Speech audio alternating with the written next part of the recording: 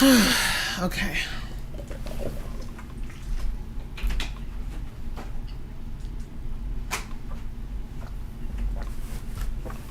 Okay. There we go. Hi, everyone. I am Timurler15, and welcome to my Rantstream on Disney movies. Well, not all of them, just a few of them. I'll cover other Disney movies later, but we're going to talk about 3 Disney movies in particular: Mulan 2020, Raya and the Last Dragon, and Encanto. Or Encanto, but whatever. So, let's begin. Okay, so first of all, I should mention when these movies came out. So Mulan came out in 2020, obviously. And it came out during the whole COVID crisis shit thing, whatever. So, yeah, oof, for that movie. And I'll explain what I mean in a bit. And Raya and the Last Dragon came shortly after that, and then Encanto came shortly after Raya and the Last Dragon. But they were both released. Raya and Encanto were both released in 2021. So that's the timeline of movies here. Got any gaming videos after this rant stream is done tonight? No. No, I'm taking a bit of a break from gaming. I was thinking about doing a few other things other than movies, other than rant streams on movies. Like, I was thinking about covering the Sonic 2006 fan project called, what was it, Project 06? I can't remember. But I was thinking about recording that or streaming that, but I need to make sure my computer can actually run the game first. But yeah, we're going to start with Mulan 2020. I figured, like, that's the one I'm looking most forward to ranting about, because it is so much fun making fun of that movie. I just want to tear the new one. Yeah, and Disney charged $30 for it on Disney Plus. That's so stupid. Like, charging $30 for Mulan 20 on Disney Plus. What kind of bullshit is that? Okay, so let's start with the worst of these films. Mulan 2020. Okay, hang on. Let me drink some of my water.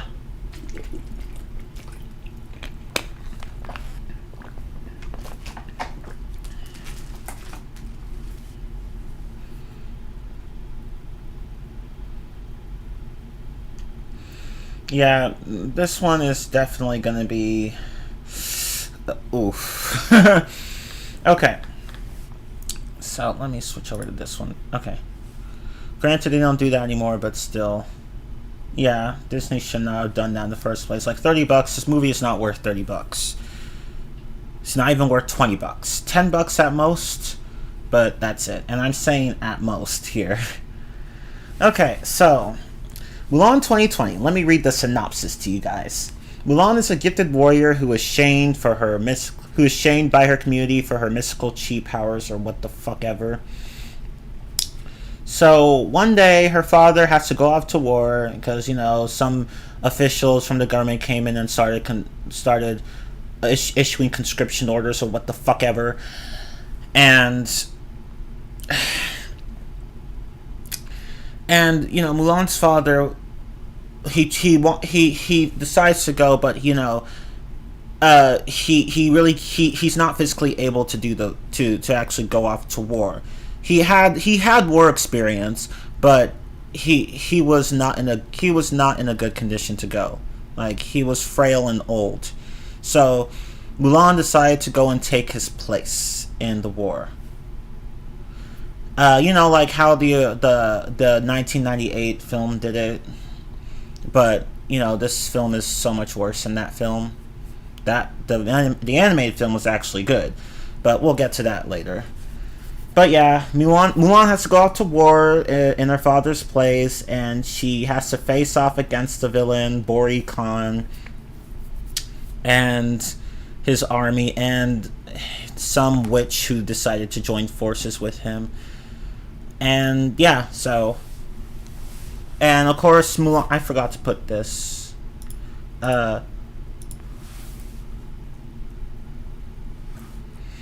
Mulan must also come to terms with her true self, because, you know, oh wait, let me change this.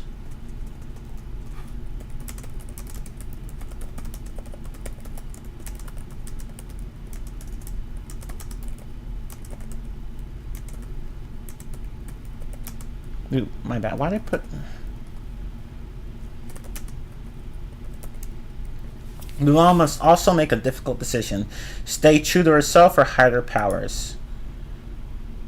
So... now, see... I'm going to give this movie credit where credit is due. The idea doesn't sound bad. It's just the execution that was shit. Actually, no, scratch that. The idea actually was kind of bad, because, well, if you take out the whole chi superpower thing, then the idea itself isn't bad, but by putting the superpowers in there, you're kind of defeating the purpose of what the original story of Mulan was about. You know, about Mulan proving that she can fight just as well as any other man out there, despite being a woman.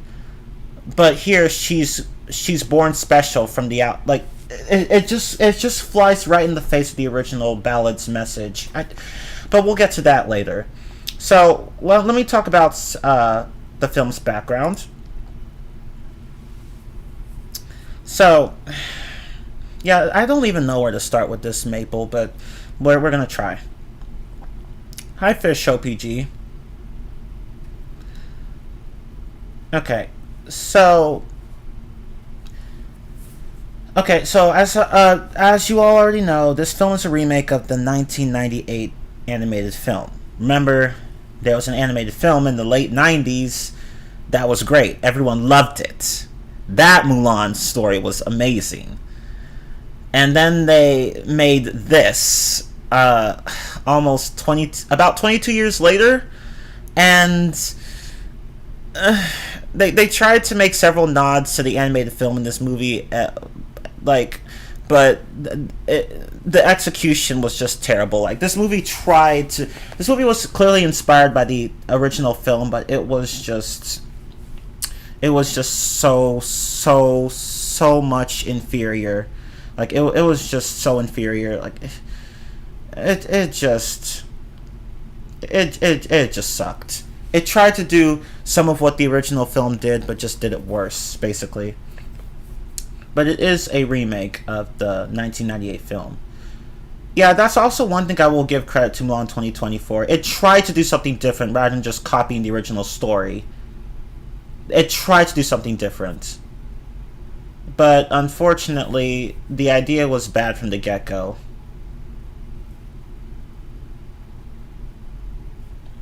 But yeah, I mean, like, at least it did have some ambition, unlike Mulan, unlike the Lion King remake, which was shit. It was just so that we don't talk about that film. That film was just shit. It just failed to capture the magic of the original. Plus, the original didn't even need a remake, and the same applies here with Mulan 2020. The original 1998 film did not need a remake. Not that remakes aren't welcome, it's just that, you know, there are times where you should not make a remake if you don't know what the fuck you're doing, and that's exactly what happened with Disney here. Okay, so another thing. This film had a budget of $200 million, but it generated only $23 million in the box office. I'm not joking. Look it up. It generated only $23 million. So, yeah, this film is actually one of Disney's biggest financial disasters, if not the biggest. Yeah, this film just didn't do very well. And it didn't really help that COVID was a thing at the time, so that certainly didn't help the situation. This film probably would have made a bit more if COVID hadn't been in play, but even so, this film still wouldn't have done all that well. because it was just bad. And of course, it doesn't help that the film had a lot of controversy behind it, because for one thing, it marketed itself on cultural authenticity. It tried to market itself as something that was faithful to Chinese culture, but it utterly failed. And I'll talk about that in a bit. And it didn't help that this movie was filmed like around concentration camps in China.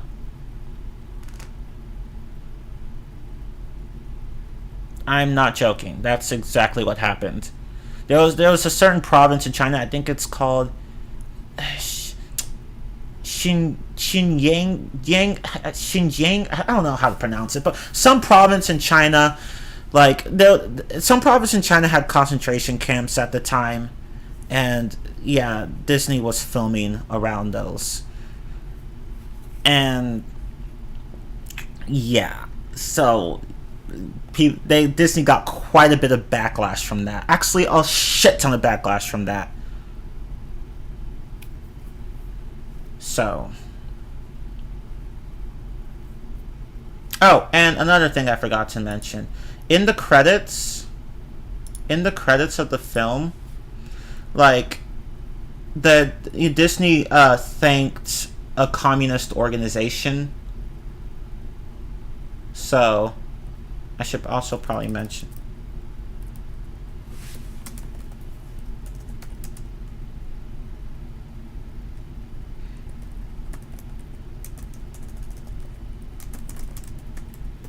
So yeah, like, they in the credits they thanked like a communist organization.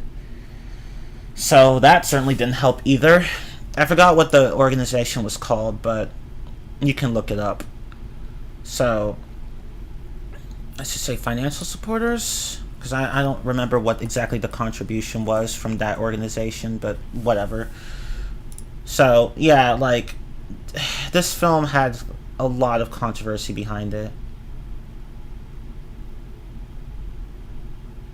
Oh yeah, that's another thing. Plus, here, let me add that. Plus, the lead actress posted a tweet, I think, in which she supported Chinese police brutality. So,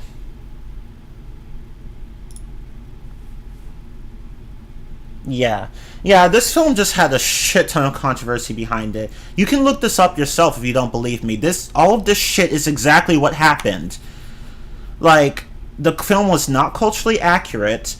A communist organization supported it, a big one in China, and the film took place around concentration camps in China.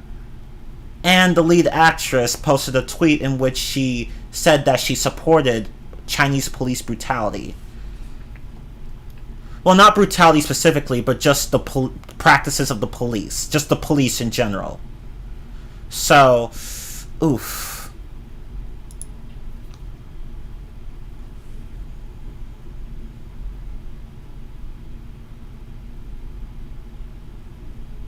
She didn't appear at a Disney Comic Con because of it. I wouldn't blame her.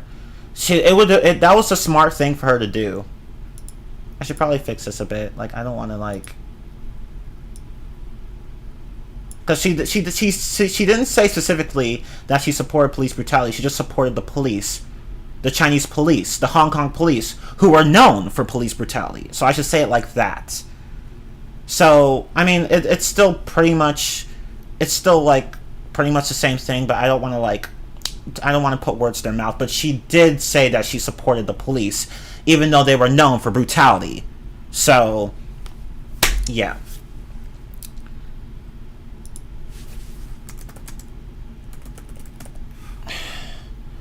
So let me just fix that, because I do not want to twist her words. But yeah, either way, it's clear that she just didn't care how the police were treating people. In any case, yeah, this film, it was doomed from the start. Let's face it, this film was just not going to do well. There's just so much wrong with it. And we're not even talking about the film itself, just what happened behind the scenes. It's amazing. Oh, hey, Tan Man. Oh, Disney comic panel. Oh, okay. Well, I get what you mean. Anyway, let's just go on to the movie itself. Well, here, this time I'm going to talk about the positives first. But, honestly, there aren't very many. In fact, I can only think of two. So, for one thing, okay, so I will admit that I came into the movie with low expectations. It sucked, but surprisingly, I didn't hate it as much as other people did. I'm not going to lie. I actually didn't hate the movie as much as other people did. I found it somewhat entertaining throughout, even though the presentation was overall terrible. I actually did not completely hate the movie. The action scenes were entertaining, to me anyway, even though they were laughably bad. They just sucked. In many ways, like, the choreography was shit. There were plenty of times where the soldiers were just flailing their arms or legs around and falling for no reason and getting tapped by a weapon and then acting like it's the end of the world for them. There are a lot of scenes like that, and not to mention all the ridiculous physics and shit with, like, soldiers running up walls, people catching arrows with their bare hands, Mulan kicking arrows, and staves or whatever, and spears or shit like that. Yeah, it was a mess all around. And the witches' fights were also pretty silly too. And all the choppy editing throughout the film didn't really help all the action scenes. But I still found them entertaining, so there's that. They were laughably bad, but I still had some enjoyment from them. So there's that, I guess.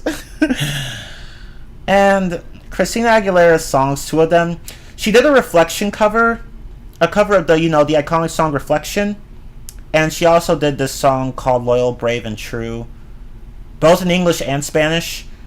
And so those songs made an appearance in this film, along with the music videos. I watched all the extra videos because I wanted the full context of the film. But I wanted to know the full context. But yeah, Christina Aguilera's, a few of her songs are in this film, and while I don't like Christina Aguilera as a singer, I don't hate her songs. I tolerate them. So it was nice having someone like her be in this film, although I feel bad for her, honestly. Nobody hates on her for being in this film, but her songs being on this film, I mean, but like still I feel bad that she had to waste her music on this film. But yeah.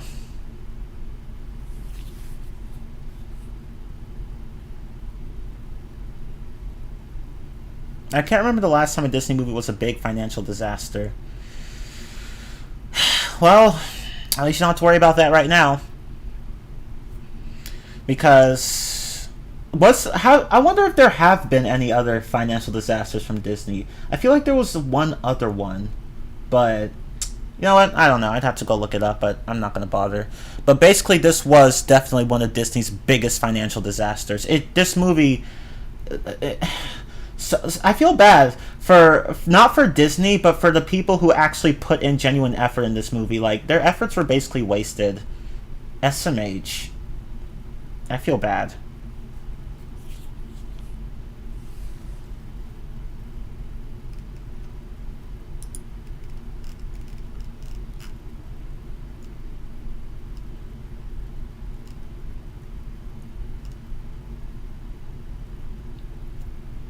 This movie was basically DOA. DOA? I honestly don't even know what that means. I feel like I should know, but for some reason I can't remember.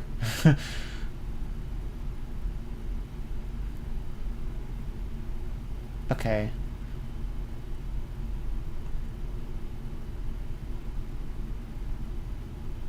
It's definitely watchable and even well made, but it's mostly dull and forgettable. Basically. Dead on Arrival. Oh, that's what DOA means. Okay. Yeah, that's what it was. That's what it was, honestly. Yeah, that's the thing. The movie is just very, very dull, unfortunately. it tried to have a darker tone than the original films, but it just ended up being even more ridiculous. It's just completely ridiculous.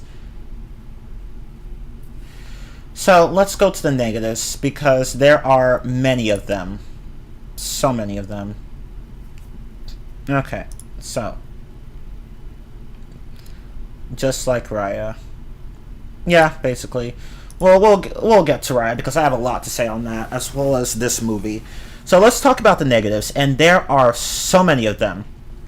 For one thing, one common complaint is that the film was not very culturally accurate.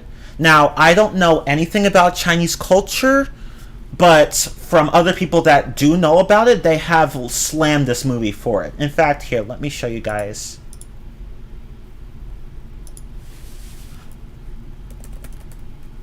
There's this one movie, not one movie, this one video called Everything Culturally Wrong with Mulan 2020 and How They Could Have Been Fixed by Shidan J. Zhao. I'm sorry if I mispronounced that name, but she makes a very good video explaining all of the cultural inaccuracies with the film, as well as other general problems such as the plot.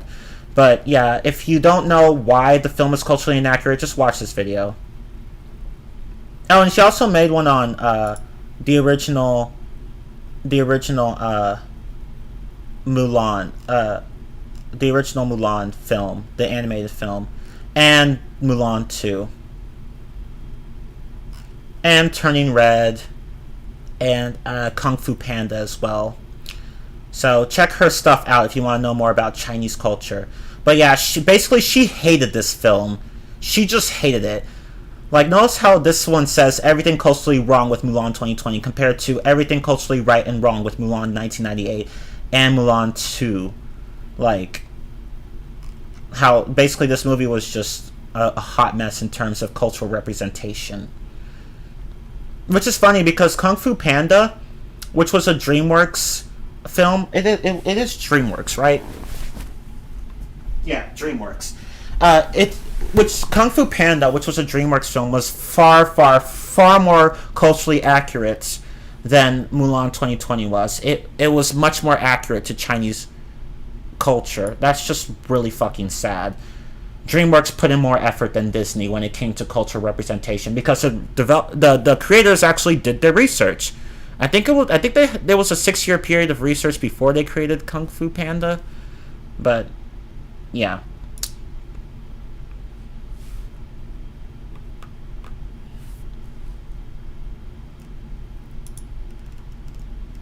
Cinnamon Sins. Ha! But yeah, nice to see you, Blue Wolf. At least DreamWorks did their research. Exactly. DreamWorks actually gave a damn. Like, seriously, Kung Fu Panda was so good that it impressed even the Chinese audience. Like, they were like, how did they know so much about our culture? How are they making a film of our culture better than we can? Like, how are they doing that? How did they do that? Like, seriously, Kung Fu Panda was just a big hit in both the West and the East. Like, it was a big hit in China and it was a big hit in the US. Like, so much so that it spawned 2 sequels, a holiday movie, and 2 TV series, I believe, along with a few short films or whatever. From the Ultimate Masters Collection or whatever. I have all of those, by the way. I had the holiday film, the Ultimate Masters Collection, and the 3 movies. I've never really watched the show, except for only one of the shows. Like, I've only watched one episode from one of the shows. Like, the one where there was this disease going around the community, and how Tigress didn't have it as a kid, so she ended up contracting it and nearly died because of it. That's the only episode I watched. But yeah, Kung Fu Panda was basically a big hit. And it's still a big hit. Oh, apparently there's an upcoming Netflix series? I think I heard about that. But I honestly can't remember what it was called. But yeah, basically DreamWorks tried. Disney didn't. Which is sad because Disney can make culturally accurate films if they just try. I mean, Coco was culturally accurate, so I don't know. I don't know what Disney was doing with this one. Encanto was culturally accurate, but like, but Kung Fu Panda, I mean, sorry, Mulan 2020 was just not. The show was okay. Yeah, I kind of figured it wouldn't be great. Like, honestly, I just never cared about it. I gave it one. I watched one episode and I was just like, yeah, I'm this. This just isn't for me. I just never cared about it. But yeah, that's the biggest complaint with the film. One of the biggest, anyway. The film was Mulan 2020 was just not culturally accurate, unlike Kung Fu Panda. Ha! So another common complaint from the film is that the editing is just very bad. As I pointed out, during the action sequences, there's a lot of jump cuts here and there, so sometimes it's hard to follow what's going on. Like just so many shots sloppily put together. Like it's just a hot ass mess of editing. No joke. In fact, there's this one there's this one scene where, okay, so it's towards the end of the film where Bori Khan, the villain, like, he and the witch and Mulan were all in this area, like, and like Bori Khan, he fires an arrow at Mulan, and then while the arrow is in midair, still in midair, he leaves and goes to some other place. He was keeping the Emperor of China captured somewhere. He captured the Emperor and had him somewhere, so he went there. And then the arrow continues in midair, and then it's just like, so Bori Khan's faster than an arrow.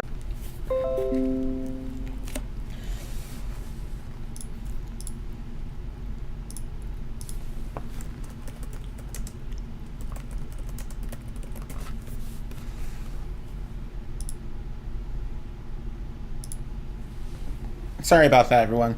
Okay, excuse me. Okay, so, yeah, as I was saying, the editing was just bad because, again, if you watch that scene one scene towards the end of the film where Bori Khan tries to fire an arrow at Mulan, but then somehow leaves while the arrow is still in midair, and then the arrow hits the witch instead of Mulan. It makes no fucking sense. And there are other things wrong with that scene, but we'll get to that later. But yeah, just know that the editing in this film is just very, very bad. And again, this film had like a budget of $200 million. $200 million. How did the editing end up this bad? I mean, like, they tried with other things, just not with the editing. I don't know. Like, I don't know. Like, the editing is just not very good. And the plot was pretty stupid because, as I said, like, the whole point of the original story of Mulan was to show that despite being a woman, she can fight just as well as any other man. And that there's more, and that, when men and women are fighting together, they're really not so different. That was the whole point of the original story. And this movie shat all over it. Like, you gave Mulan superpowers, so you made her already better than pretty much everyone else. So, was it supposed to be a female empowerment film? Because if it was, then it wasn't a very good one. Just, like, why? And another thing that's problematic about this film, like, regarding the plot, is that, okay, so by giving Mulan superpowers, you're kind of saying the exact opposite of what you want to say for a female empowerment film. You're not saying that Mulan can be just as good as any other guy out there. You're saying that she needs superpowers to be better than any man out there. You're just, like, I'm sure that's not what the writers intended, but they're coming off that way. So Mulan needs to have powers in order to be even with all the other guys instead of just using her her skill and wits like how the original movie did it. You see what the problem is with this movie?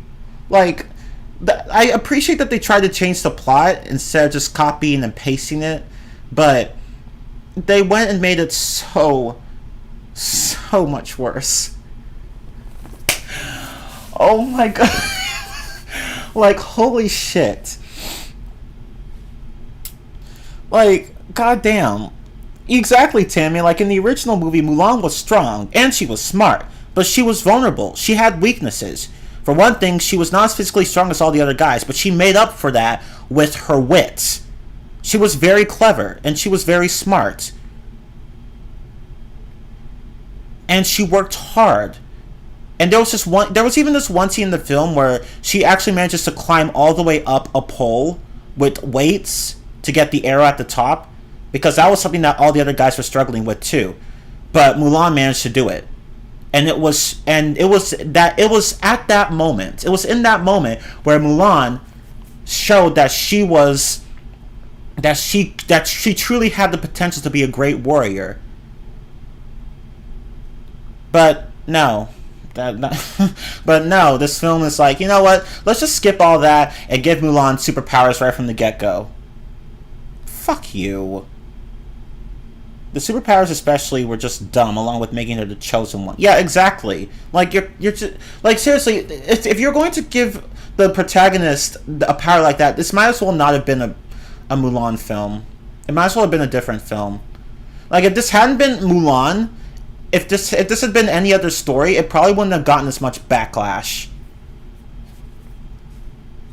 It's like the director thought she was making a superhero movie. Exactly. And if you watched the interviews or any of the behind the scenes footage, you'll see that that the director constantly said that she was trying to make the film more realistic than the original film, and how she wasn't trying to make Mulan a superhero. She was trying to make her just a strong woman. And I'm like, fam, actions speak louder than words. You fucked up. You fucked up. You shut up because you fucked up. It's just I don't know what she was doing. Like, the director fucked up entirely. Oh, and going back to the first point, so no joke, I think it was the director who said this. Well, someone on the team, I think it was the director. She said that regarding the research for this film, the supposed cultural research, she went to China for 6 months to soak up the culture so that she could accurately reflect it in the movie, instead of just, hiring a Chinese screenwriter. This movie's so fucking stupid. You guys could have just hired a Chinese screenwriter to help with the cultural accuracies. But you didn't, and this was the result. She must have thought she was directing something else, right? Like, fam, what the fuck were you doing? You did a bad job. And, like, good thing I never watched the movie. Same with Tan Man. You both dodged the bullet. This movie just sucks, though. I'm sorry, but it sucks. So, going back to the plot, it just sucks. Not to mention that... Oh, you're about to watch Ice Age 4. Cool. By the way, I just finished watching all 3 Madagascar movies. But I'll comment on those another time. But I did like all of them. Although I think the second's the weakest, but I do like all of them. Anyway, I think the first one was the best in my opinion, but anyway. So... Another thing about the plot is that, and I'll talk more about this later, but it's just so lacking in emotional depth. You don't really feel anything from watching this movie, unlike the original movie where you actually felt for the characters. There's no emotional depth in this film. None whatsoever. It's just a very flat and dull film. It's like, seriously, you're not going to feel emotionally invested in any of the characters. Not Mulan, not the witch character, and I'll rip her a new one later. Not the villain, not the side characters who are just Oh, I can't. I'm gonna rip into them later. But Jesus Christ, they suck in this film. But yeah, this film just, it's so flat. It's as flat as Sakura's chest from Naruto. Like, it's as flat as that character's chest. It's just so flat and dull and just lacking in any sort of emotional punch or whatever. And the villain's an idiot. No emotional depth. Oh, so Lion King 2019. Yeah, basically. Exactly. It's as dull as that film. It's as emotionally dull as that film. And the villain is a fucking idiot. So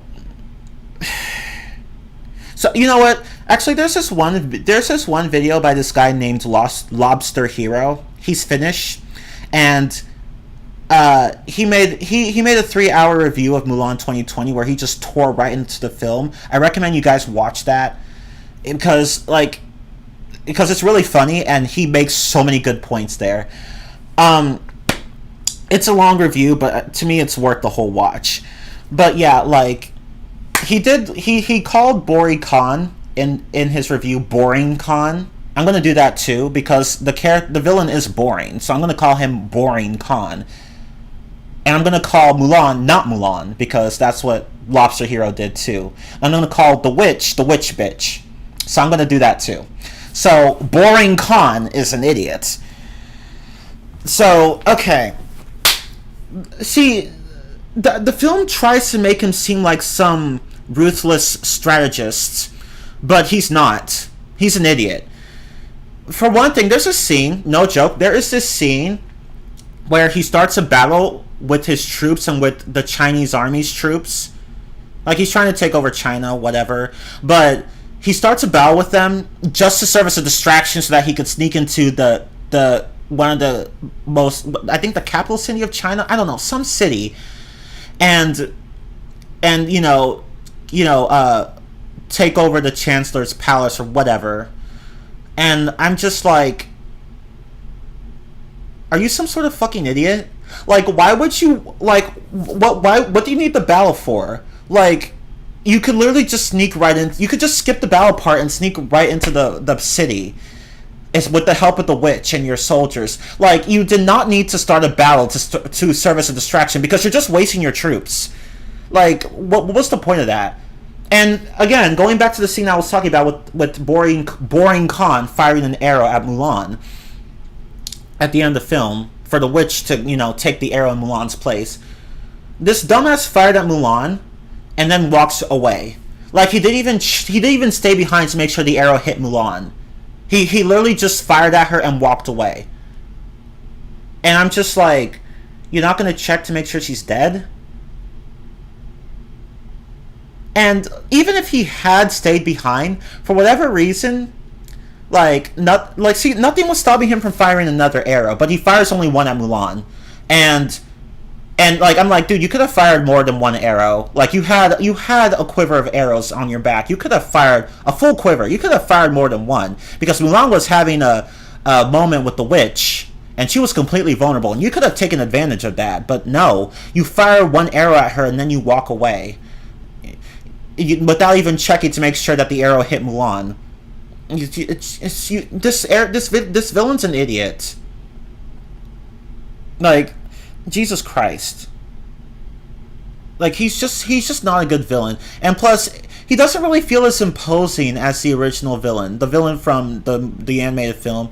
That villain was actually decent. Like, he felt imposing and ruthless. This one doesn't. He's a joke. He's just a complete joke. He doesn't have He's not as menacing as the original villain. He's just not. He's a joke in comparison. So yeah, the villain in this movie is an idiot. And he's just not very threatening. Sorry, not sorry. And the side characters, all the characters really. But yeah, they're all just flat and boring. Mulan herself is flat and boring. She doesn't have much of a personality. And it doesn't help that the actress sucks at acting. Sorry, not sorry. and her lines all just sound really weird and awkward and forced at times. And I'm just like, fam, why did they cast you? I'm sorry, like I'm trying not to be mean, but the actress's performance was just not good. It was not good at all, and so that doesn't help the protagonist's already dull personality, as well as the villain's boring ass self, and the side characters, like the other soldiers who fight alongside Mulan, they're all pretty boring too. Really, the supposed love interest is the only one that has any sort of personality.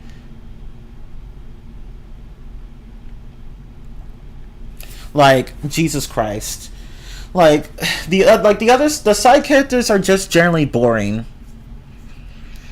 Like, they were trying to make the side characters like the ones from the film. No, they just weren't as good. Sorry, not sorry.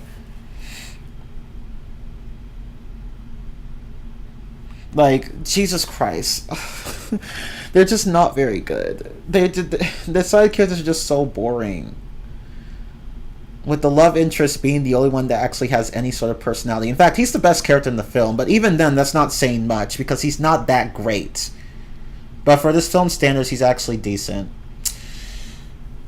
I don't blame the actress, since she was clearly told to act stiff and bored. I blame the directing there. Oh, wow, so it wasn't the actress's fault even. It was just the director's fault. I'm sorry, sometimes it's just hard to tell whether or not it's the performance that's the issue or the direction. Sometimes it's just hard to tell. Sometimes it's just hard to tell, you know? So, the director was just really bad. Very, very bad. Just very bad. Like, was this her first big film or what? Like, did she not have enough experience? Like, what the hell happened? Like, bitch, what were you doing when you were directing this film? What the hell were you doing? But yeah, all the characters suck. The witch character sucks too. I don't like her. She's just a shitty character, but I'll talk about her in a bit. And oh yeah, remember that scene in the original film? The song that, you know, A Girl Worth Fighting For? They tried to recreate something like that in the movie, in the remake, and they failed. They failed. Like they replaced that part with this scene where Mulan and the others are just sitting around talking about what they like in women, and it's just not nearly as good. It's just cringeworthy to look at.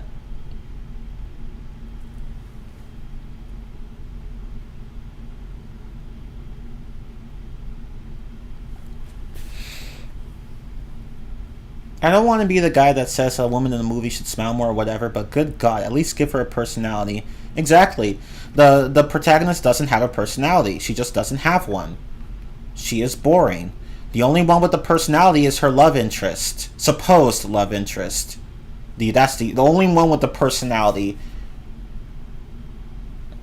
Everyone else, no. Oh, I forgot to mention. Let me add that. The dialogue is shit. It's shit. It's shit. It is complete shit. Like, there are so many moments in the film where you just laugh out loud because of just how shitty the dialogue is.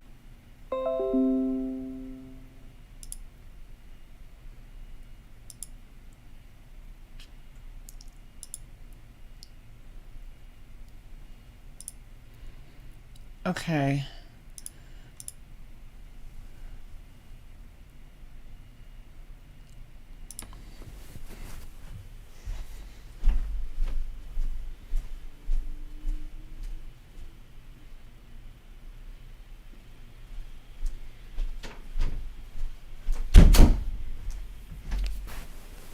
Okay, sorry about that.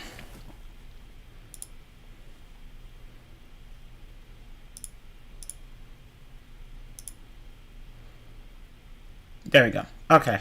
Sorry about that. Fuck my internet. But honestly, my mom needs to switch from Spectrum to Verizon because I fucking hate Spectrum. But anyway, as I was saying, the dialogue in this movie is shit. It is shit.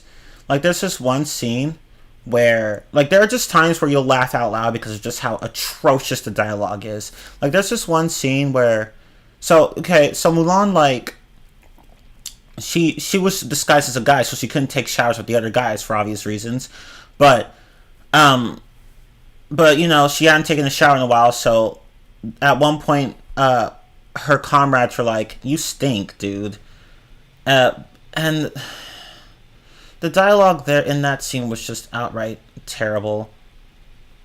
Just outright terrible. Like, I'm just like, who wrote the script? Who wrote the script? And there was also one other scene. Oh yeah. So you know how in the original film, Mulan had a fight with her father at the beginning of the film. They tried to recreate that here, but they did it in such a piss poor way. Like, in the remake, like, it wasn't even much of an argument. Like, all Mulan just did was open her mouth to say something to her dad. Like, she was gonna comment on the fact that he was too weak to go to war, and then he literally slams the table in anger and screams at her and by saying, "I am the father, you are the daughter, know your place," and then he walks out, and I'm just like, oh, she didn't even get to finish what she was saying, and she wasn't even trying to say that she should go in your place. She was just concerned for you, and you literally just like shut her down and then leave. Like, what? What kind of an argument was that? Like, that's just how bad the dialogue is in this movie. And there are other moments like that, and it's just. And there's also this one moment where like, after Mulan reveals herself as a girl, she comes back to the army after, like, running away or whatever, and there's this scene where, like, she tries to talk to the emperor, the general, but he doesn't want to listen to her. But then the love interest is like, "You're not gonna believe Hua Mulan, because I believe Hua Mulan," and then everyone's like, "I believe Hua Mulan, I believe Hua Mulan, I believe Hua Mulan." I'm just like, all of you, shut the fuck up. Shut up. All of you, just shut up. Shut the fuck up with your piss poor dialogue. Shut up. Just shut up. And it's just, and they're like, ugh, the dialogue is just bad overall.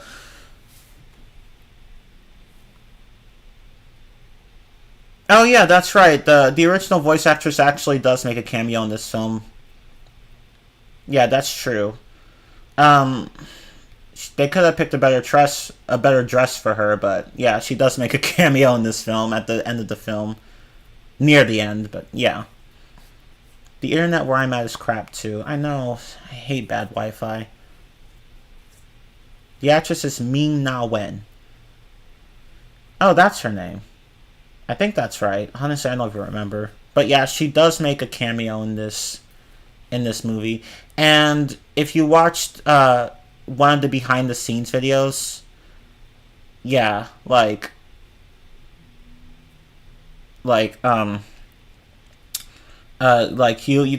this one video where the original voice actress talks about how the original Mulan was so special for her and how she was excited to make a cameo in this film.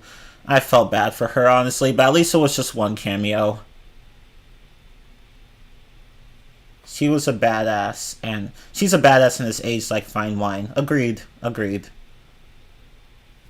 Yeah, she's still kicking ass. Her performance as the original Mulan was just great. That's how this Mulan should have acted, but poor direction. That's what happens when you have poor direction. It doesn't matter how good the actor is. If you can't direct, then they're not going to give a good performance. She's also in Agents of S.H.I.E.L.D. and the Mandalorian. Oh, I didn't know that. Look at her going places. Look at her going places. And to think it's been 22 years since the original Mulan film. And there are other Mulan films, but I'm not interested in those. Yeah, she was great there, wasn't she?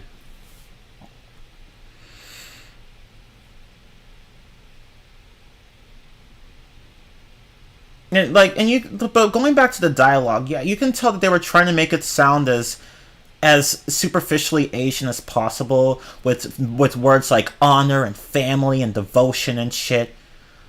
Like, and it's just like this is just shit dialogue. You're better off just not putting all that shit there in the first place. There's just no, like, the dialogue is just bad overall. And Mulan, well, I already talked about this a bit earlier, but I'll say it again. Mulan is nothing more than just some superhero. That's it. She see the movie wants us to show us that Mulan is going through some sort of interpersonal conflict and intrapersonal conflict, but there's barely a struggle. For one thing, she goes through all the battles, in almost every single battle she kicks ass. In almost every single battle she kicks ass. So it's like, okay, how are we supposed to feel bad for her when nothing's going to happen to her? Like there's just no struggle. The actual struggle in the film is that Mulan struggles with hiding her powers because, like, she doesn't want to hide her powers, but she must, because chi is for warriors, not daughters. Now, yeah, okay. So, I mean, like, that's fine. I'm not saying that you can't have a plot where someone struggles with trying to be true to who they are, but this film did that in such a shitty manner. Like the plot is just really shallow in that regard. Like, we're supposed to feel bad for Mulan because she's hiding her superpowers, and I'm just like, no, I'm sorry, but I just don't see a reason to feel sad for Mulan. Like, I just don't, because even when she's hiding, even when she's like in disguise, I mean, she still kicks ass.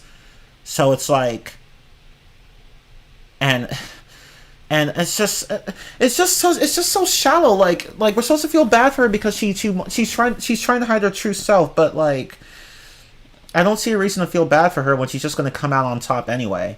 That's just how the entire film is. She always comes out on top.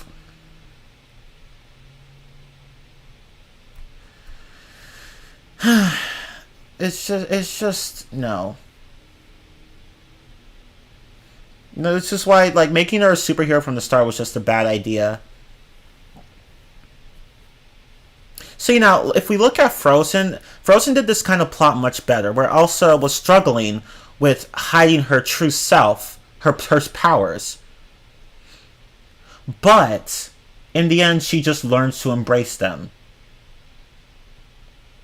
Like, they tried to do something like that with this film, but they just didn't do it very well, because there's no reason to be emotionally invested in this character. Because whether or not she hides who she is, she's still gonna kick ass. So, like, does it really matter? Like, does it really matter? Like it just doesn't. I'm sorry. She's just, like, that's the problem with the Mulan in this film. She's not really relatable or sympathetic. She's just not. Now let's go on to the witch character, who's probably the worst character in this entire fucking movie. So, the witch character. So, she's meant to be a parallel to Mulan, because she too was ostracized by society for being different, for having powers, and for being a woman with powers or whatever. And I'm just like, no, this character is shit. I'm sorry, but no. The witch character is just a shit character. So, as I mentioned, she has a backstory, but it's almost non-existent. See, this is what happens when you don't follow the tireless maxim of show, don't tell in your writing. We're told that the witch struggled with, being accepted by society because of her powers. She has powers like shape-shifting, possession of people, and just all-around combat prowess. She's just, the story wants us to feel sorry for her. But See, the thing is that we have almost no context for her struggles. We're just told about her backstory. We're not shown her backstory. So, yeah, like, show, don't tell. You don't just tell us that the witch was suffering. Show us. Show us that she suffered in the past. But that didn't happen, so we have no context for her struggle. And it also, and plus, as I said, she's not very sympathetic because throughout the entire movie she just spends time killing so many troops. She kills so many men with her powers. And if she's not killing them, she's possessing them or shape-shifting into them. And we're supposed to feel sorry for her, even though she's complicit in how many wrongdoings against humanity. Like, she's all like, oh, poor me, nobody understands me, I'm ostracized, I was shamed for my powers. And I'm like, fam, you're out killing people left and right and you want people to feel sorry for you? Like, and she's not even being forced to do any of this. She's not forced to do any of this. Like, the villain made a deal with the witch that if she helped him take over China, then he would make a kingdom in which she would be accepted. Which is a stupid plot. I forgot to mention that part of the plot. It's really stupid, but I'll explain that later. So the witch isn't being forced by the villain to do any of this. She's outright killing people left and right, and we're supposed to feel sorry for her. No, fuck you. Especially when at the end of the movie she takes an arrow for Mulan. Boricon fired an arrow at Mulan, but the witch takes it instead and dies. And it's supposed to be an emotional moment, but it's not. And it's just, no. And the witch is all like, Mulan, take your place in the city. And then she dies, and I'm like, I don't care. Fuck you. You're just not a very good character. So, yeah, she lacks context, and she's not very sympathetic. And despite being literally the most overpowered character in the entire film, she never uses her power to its full capacity. She had many opportunities to kill not just the soldiers that Mulan fought along, but she also had plenty of opportunities to kill Mulan herself, but she just doesn't. Because, the villain has to let the hero live for whatever reason. That stupid trope, which wasn't even used very well here. Like, I'm not saying that you can't have the villain let the hero live for a good reason. It's just that there's no reason for the fucking witch to... There's no reason for the fucking witch to let Mulan live. Because the witch... Like, they even have a fight against each other. The witch wins, of course, but she goes really easy on Mulan for some reason. Like, Mulan even manages to wound her at one point. I'm just like, fam, you could have ended her within 5 seconds. But no. You drag the fight, telling Mulan that, you're hiding your true self and it's poisoning your chi or whatever. And then she knocks Mulan out, and it's just, and then leaves for whatever reason. And there's a deleted scene here during that fight where Mulan, like, Mulan and the witch were fighting on some ice. Like, they're in some area with sulfuric gas or whatever, fumes or whatever, and there was ice in the area. Mulan falls through it, and then the Phoenix comes and saves her. Like, yeah, there's this Phoenix guarding her or whatever. Which would explain why the witch didn't bother checking that Mulan was dead. Like, because I guess she assumed that Mulan would drown through the ice or whatever. Like, under the ice. It's just, but, like, since that scene was taken out, like, now it just looks like the witch didn't bother to check to make sure that Mulan was dead. So, I don't know. I don't fucking know. But even then, even if that scene had been kept in, the witch still should have checked to make sure that Mulan would actually died underwater. But you see, that's how stupid this plot is. That's how stupid it is. That's how stupid it is. And yeah, and no joke, at the end of the film, again, going back to the scene, there's just so much wrong with the scene where Boricon fires an arrow at Mulan near the end of the film. He fires an arrow at Mulan, and the witch, instead of killing the villain, like, at one point she even said she could kill him before he could blink. She said that to him in the movie. instead of just killing him, she just takes the arrow in Mulan's place. Instead of killing him, or disarming him, or turning into a flock of birds and having just one of them catch the arrow. No, she just turns into one single bird and takes the arrow in Mulan's place and then dies. And I'm like, you could have just ended Bori Khan yourself, or stopped the arrow some other way if you didn't want to kill Bori Khan. But no, you go and take the arrow. You sacrifice yourself in the dumbest way possible. You had all this power, and you sacrificed yourself instead? Jesus Christ. It's like, see, the Switch character's an idiot. Like, she's an idiot. Like, she had plenty of opportunities to kill both the protagonist and the villain, but she doesn't do either, and it's and she just dies at the end of the film. I'm so done. Oh my god, the writing in this is just so bad. The writing is so fucking bad. It's so contrived. Like, they I guess the writers realized that they made the witch character too strong, and they're like, okay, we need to have a reason to kill her off so that Mulan and the villain can have a final battle, instead of just having the witch character kill the villain herself.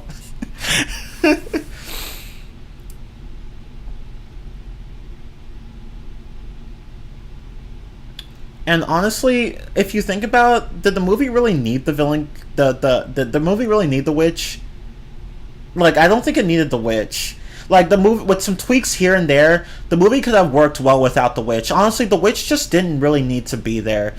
And another thing that's really, like, she just really did not need to be there. She felt superfluous, because she doesn't really do anything most of the time. Like, there are times where she goes and kills soldiers, but really, she could have easily killed Mulan herself, or the villain himself. Like, so she could have easily she could have easily saved the day herself, or she could have easily taken over China. But no, like, she could have just done it instead of Bori Khan himself. Like, why is she even working with him? She doesn't need Bori Khan to do what she wants. She could just make a kingdom herself, where people will have no choice but to accept her or respect her. But no, she works with the villain for whatever reason, and like, she just comes off as an idiot and a waste of potential. And since she was meant to be a parallel to Mulan, that really doesn't reflect well on her character, because Mulan herself is also a bad character. So, yeah.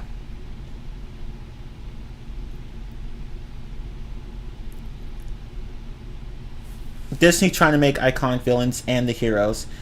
Exactly. Just the villains being stupid so that there's an actual movie. Exactly. Like, that's why the witch character should not have been in the film. She's just too overpowered. Even Mulan can't kill her. All Mulan just did was manage to wound her. And even then, the witch was going easy on Mulan and was just careless. Like, the witch character was just a bad addition. She should not have been in the film. But, yeah. So, she's not sympathetic, she's an idiot, her backstory is almost non-existent, and she's just pointless. She's so fucking pointless. Like, she could, and, like, she had, okay, I think what would have saved her character a bit was to make it so that she had no choice but to follow Bori Khan. Like, maybe have Bori Khan have some sort of power or charm over her, like make it so that he can force her so that she does whatever he wants. Like, that would have made more sense and would have made her more sympathetic. But no, she's just working with him of her own volition, and instead of just, taking over China herself and making it so that people will have no choice but to respect her, but she could just do that herself. And I know some people are probably going to say, well, she probably didn't want to do that. She wanted people to accept her without her having to resort to force. And I'm just like, well, the movie sucked at that too, so I'm sorry, but that wouldn't have worked either. Like, see, the witch character was just a bad addition from the start. Sorry.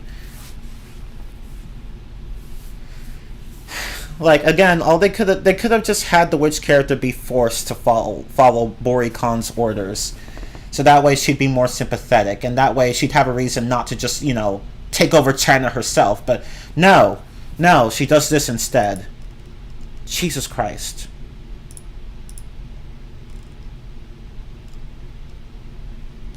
It's like trying to make Scar sympathetic after he murders Mufasa. Exactly.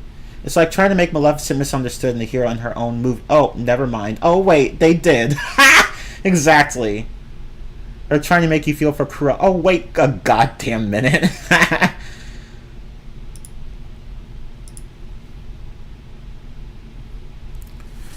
But yeah, the witch character's an idiot. She's unsympathetic at best and just a complete fucking moron at worst. Because let's be honest, she could have ended the movie in a lot sooner than it did.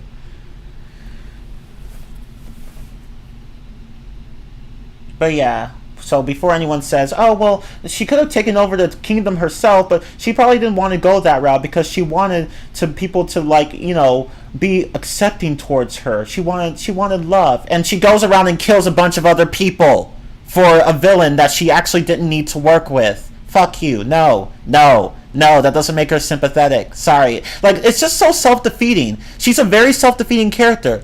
She wants people to feel sorry for her, but she goes around and kills people. And the fact that we don't even get any context for her backstory just shows that we can actually really interpret her backstory in any way we want. So, if she's going around shape-shifting into people, or possessing people, or killing people, then people have a right to treat her like shit. So, because Disney didn't provide context for her backstory, we can pretty much interpret it any way we want. So, as it stands, there's actually a good reason as to why the witch is feared. So, in essence, she's a self-defeating character. Her character makes no fucking sense. She is not a well-written character. She's probably the worst in this film, actually. At least Mulan is just a boring superhero, and Bori Khan is just a boring villain. The witch is just... she's just worse than both of them combined. Holy shit. And her sob story is just not an excuse for any of the shit she pulls. Like, she could have been written better. But no. The writers came up with this crap. Sorry if my rant was a little all over the place there, but the witch character just sucked in this movie. She did not need to be in the movie, if we're going to be honest. It should have just been about Mulan and Bori Khan.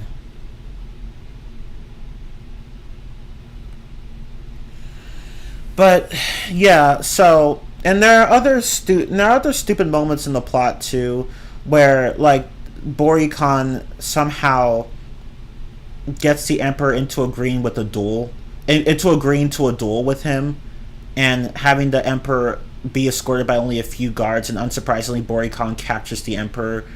It's and the movie tries to hand wave that the Emperor's decision away by saying, "You dare question the orders from the Emperor," and it's like, this movie is just stupid. No logic to it at all.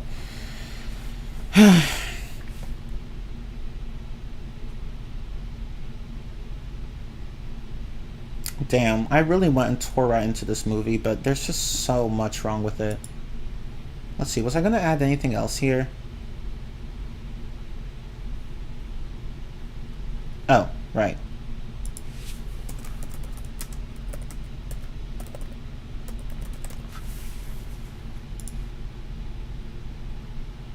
But yeah, the witch character could have been written better. Again, have Bori Khan actually have a way to force the witch to do what he wants. That would have made her more sympathetic. See, just that one fix would have made the witch's character make so much more sense. It would have made her more sympathetic, even if we didn't have the backstory. But no, the writers went with this instead. So, yeah, Mulan 2020, overall, it was just a fucking mess. Like, I don't know how the director messed up so badly with this film. What was she trying to prove? Was this supposed to be a female empowerment film? Because it defeats the purpose of such a film. Like, this film, like, it's not a female empowerment film like the original. It's just some glorified, artificially Chinese, superficially Chinese, Western superhero story. That's really all it is. It's literally just a Western superhero story with with a superficial level of understanding of Chinese culture slapped onto it, and Mulan slapped onto it as well. This movie just sucks. I didn't hate it as much as I thought I thought it as much as I thought I was going to. I didn't hate it as much as I thought I would, but it just sucks.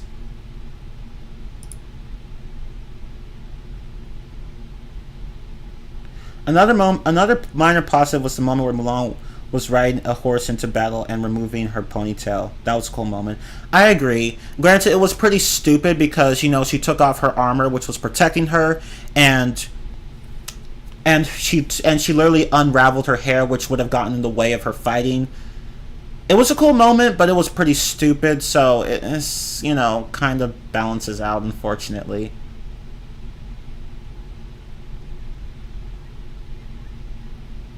But it was, I mean, yeah. Unfortunately, she could have at least tied her hair back, but no, she didn't. Like maybe like if she wanted to use if she wanted like longer hair, fine, but at least tie it back. But whatever. But yeah, it was still a cool moment. Yeah, Mulan 2020 is not the worst movie that I've seen, or even the worst Disney live action movie I've seen, but there's just nothing that stands out. Yeah, I agree with that, Maple. It's just a very dull film. I'm not going to say that there was no effort put into it. It's just that there was effort put into some places, but not in others. Like, people did try with the set pieces and all the props and equipment and whatever, but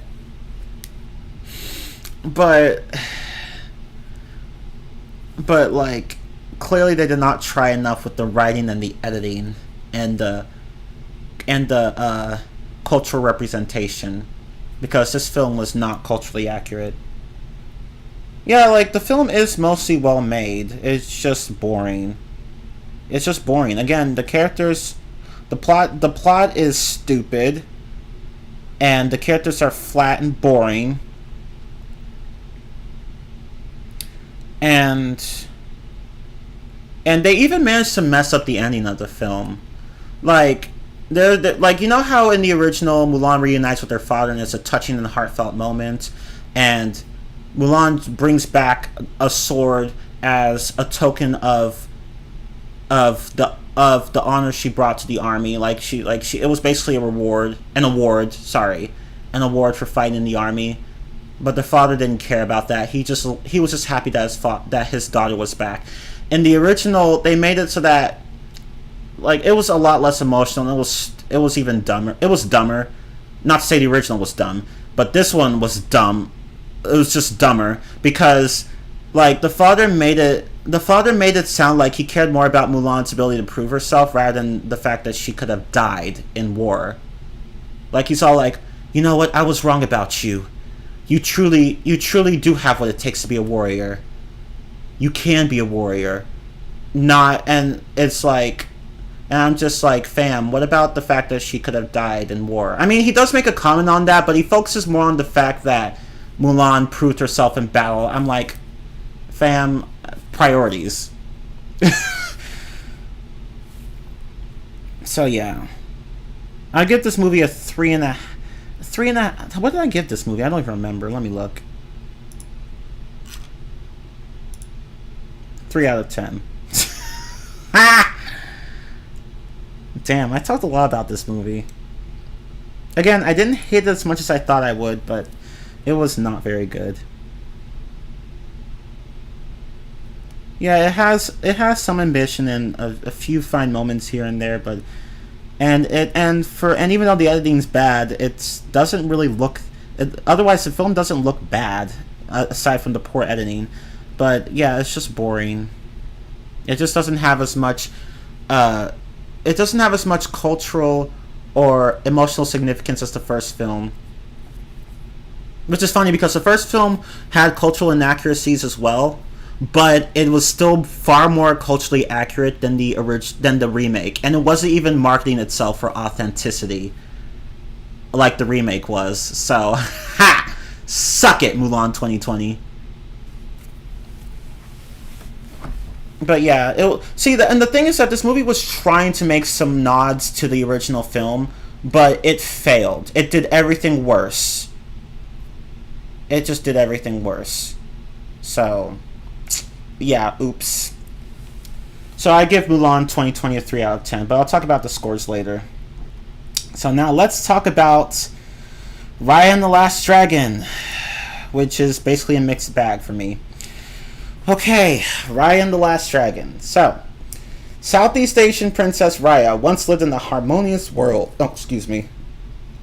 Once lived in the harmonious world. There are 5 tribes, I should point out. Her tribe, Heart, I think that's what their name was. Like, there are 5 tribes. Heart, Fang, Talon, Spine, and I forgot. Honestly, they're just so forgettable. But there are 5 tribes. 5 kingdoms or whatever.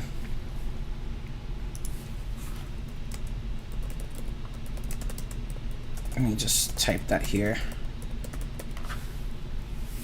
So, her tribe, Raya's tribe, was to guard a special gem made by dragons that once saved the world from utter calamity. That calamity being these purple dark cloud shit things called the Droon or whatever.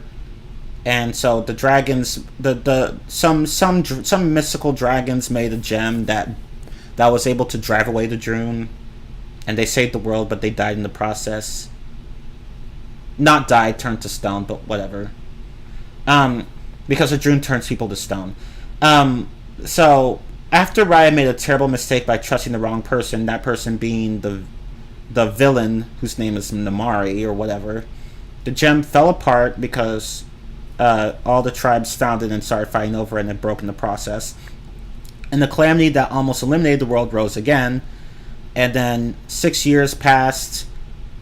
Let me just put 6 years instead of several. 6 years passed, and for whatever reason, it took this long for Raya to finally find one of the original dragons. She should have done it in a much shorter time, but whatever.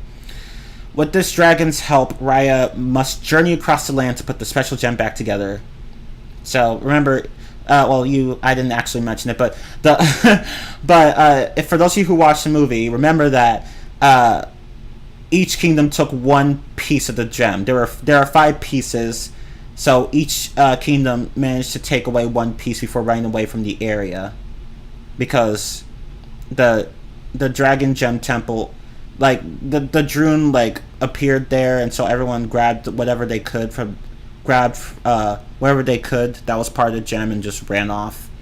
And Raya's father gets turned to stone in the process because he risks his life saving his daughter or whatever. And yeah, so now Raya has to journey across the land and get all the gem pieces back, and then put them and then by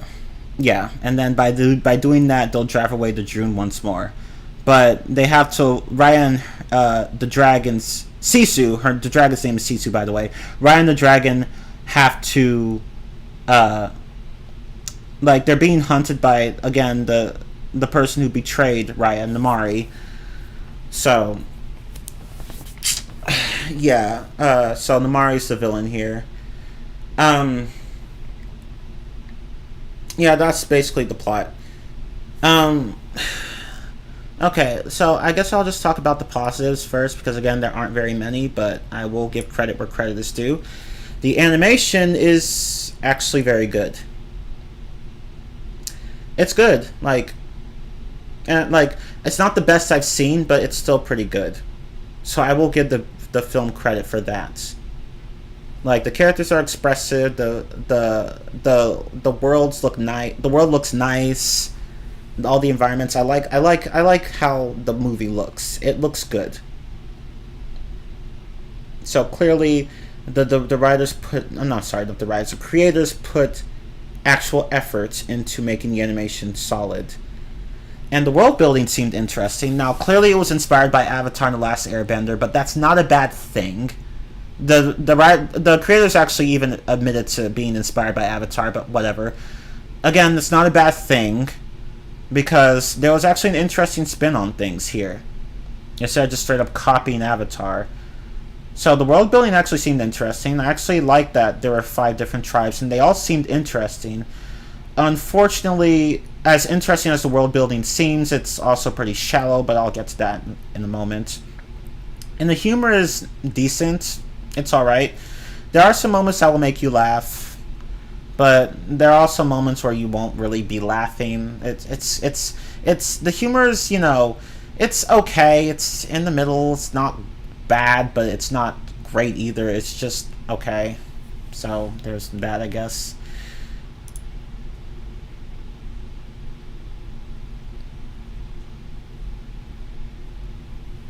But yeah, Raya is a better movie. Yes, that's correct, Maple.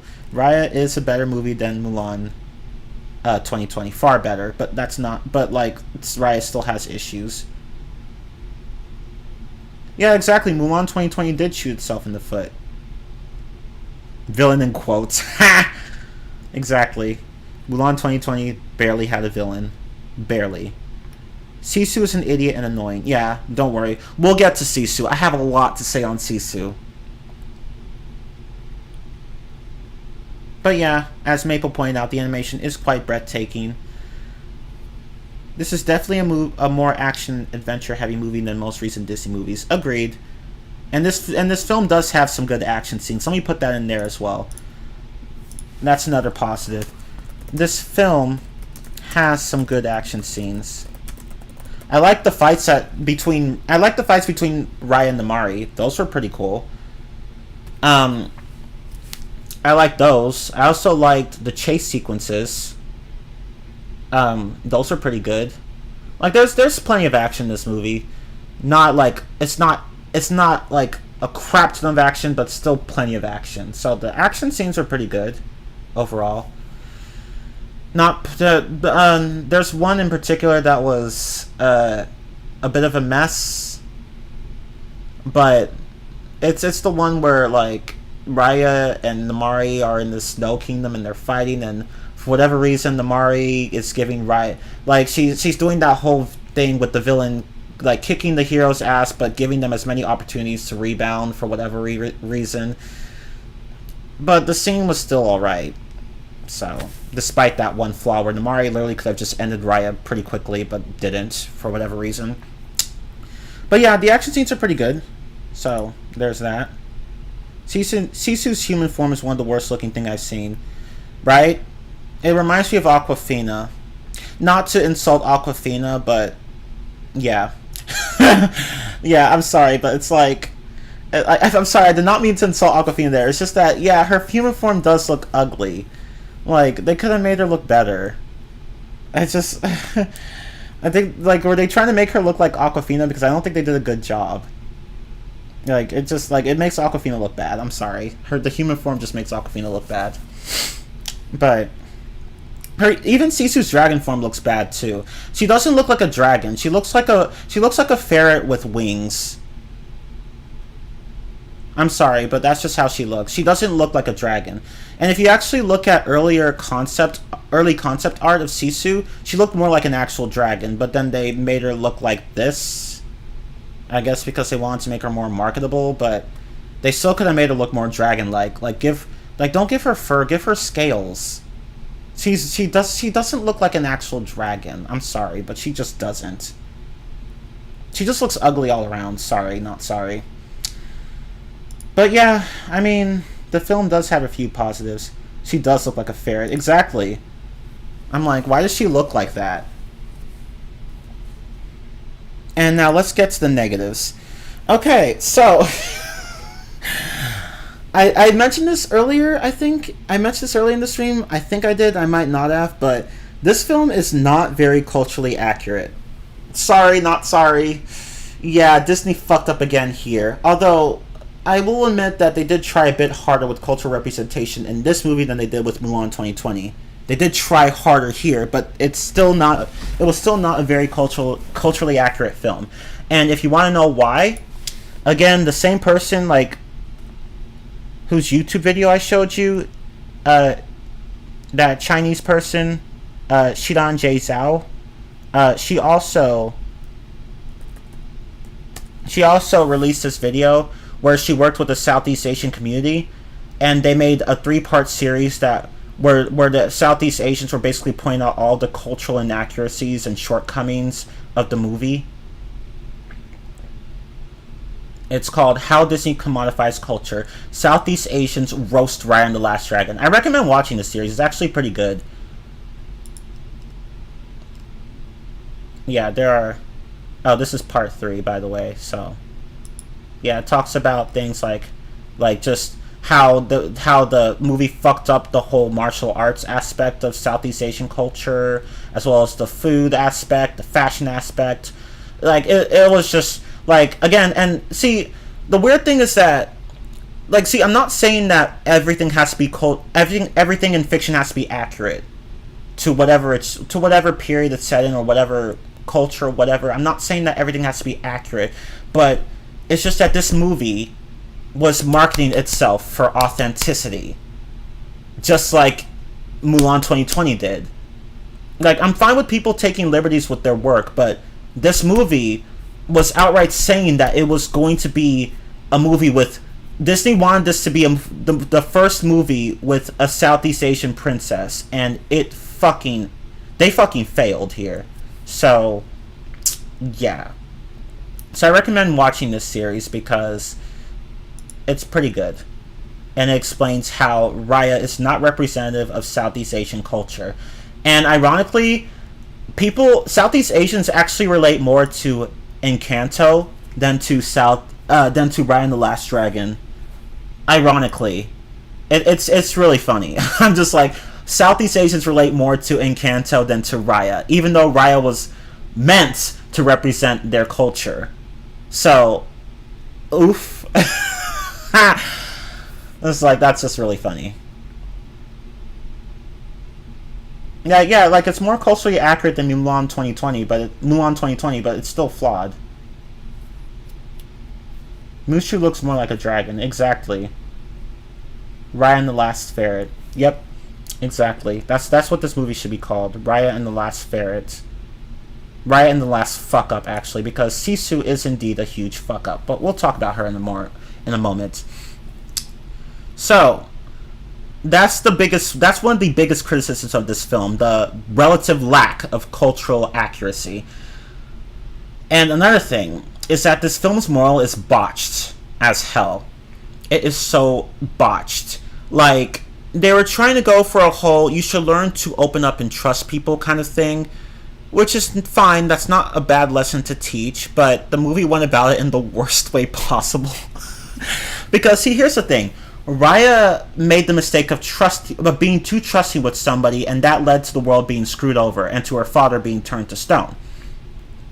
And so Sisu, the fucking water dragon, tries to teach Raya that she should open up more to people. And it's like, and that Raya is just, and the reason why everyone is just, that everyone is just not worthy of trust in Raya's eyes is because Raya herself doesn't see them as worthy, not because they're not because they're not worthy of trust, which is actually the case. Raya, like, seriously, the whole movie is proving Raya right by saying that she literally cannot trust everyone, because every time she and Sisu try to open up to other people and trust them in the world, they screw her over. And it's like, okay, so you want Raya to be more trusting Sisu, but like, the whole, like, this entire world has proven time and time again that Raya cannot trust them because she keeps getting stabbed in the back. So she's right to mistrust people. Like, the movie is literally proving itself wrong. And this actually would have led to an interesting opportunity for Sisu herself to develop. Like, she should learn not to be so trusting of everyone. Like, because trust is a spectrum. It's not an all or nothing thing. Like, it takes time to build trust. And even then, trust is something that can be afforded in some ways, but not others. Like, you could trust somebody with one thing, but not with another. Like, but Sisu is like, just trust. You just have to trust it completely. And I'm like, no, Sisu, that's not how it works. And again, this could have been led to an interesting arc for Sisu, where she learns that, oh, well, I guess I can't trust everyone. I can trust some people, but not everyone. But no, like, instead of, like, learning from her mistakes of trusting people who literally tried to kill her, like, Sisu nearly gets killed twice, because of her insistence on trusting people. Instead of learning from those experiences, she just doubles down on her message of trusting people. And she tries to tell Raya, look, you have to trust people, even though she was nearly killed twice. And I'm just like, Sisu, you are a fucking idiot. Which goes to one of my next points here. Sisu is just a huge fucking moron. Because she doesn't learn. She doesn't develop. She keeps saying, oh, we just have to trust people. Like, you just trust people. You give trust and you'll get trust back. Yeah, that's not how the world works, you idiot. And instead of learning from being stabbed in the back twice in the film, Sisu just doubles down on her message of just trusting people. And she has the nerve to go and teach Raya. Like, towards the end of the film, she's like, here, Raya, let me show you something. All my brothers and sisters, they created this dragon gem, and they trusted me to use it to save the world before they all turned to stone. So if I can trust them, then you can trust others. And I'm like, Sisu, that is not a good comparison, because those people were your family. Of course you could trust them. Whereas with Raya, she has no family. Her father's turned to stone, and we don't even know what happened to her mother. So how the fuck are you going to make a comparison like that? Like that, you're comparing apples and oranges. Like apples to oranges. Like, no, it's not the same thing. Shut up, Sisu. Just shut up. Shut up. Like, she's an idiot. She's just a huge fucking idiot, and she doesn't learn. Oh, but at the end of the film, like, Raya ends up having no choice but to trust Namari, and then everyone's saved, and fucking Sisu's proven right, even though the movie proved her wrong for the most part, and it's just irritating. I'm like, no, Sisu's not right. You can trust some people, but not everyone. Like, what was this movie trying to prove, exactly? It's a harmful message for kids. You can't trust everyone.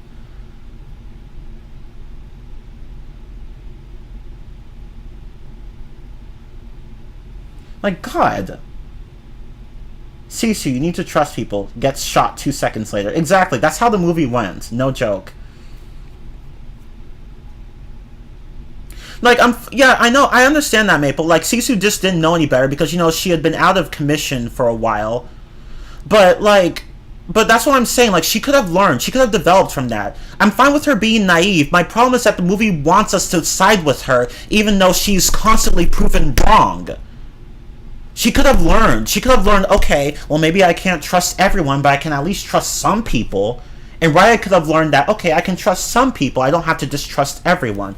But no, that's not what happened. Sisu gets proven right in the end, and it's irritating. Like, I'm fine with Sisu being naive. I just hate that the movie wants us to, that the movie's, on her side, even though it was constantly proving her wrong. It's just not a good message. And yeah, as you pointed out, Maple, the movie kept beating the audience over the head with the message of trust. Even the song at the end, it has a theme of trust, and I'm just like, we get it, movie. You want us to trust. You want us to learn to trust people. We get it. You don't need to keep bashing us over the head with that moral. God. Ah, yes, trust a drug dealer down the alley. They won't stick you with a needle. Exactly, that's how the movie came off. Like, come the fuck on. Like, the movie could have expressed a much more nuanced message regarding trust, but it completely botched that message. It comes off as victim blaming, really, because, okay, and that leads me to the next point here, where the main villain, Namari herself, is a huge asshole. Just a huge cunt. She's the biggest cunt in the film. But before I talk about her,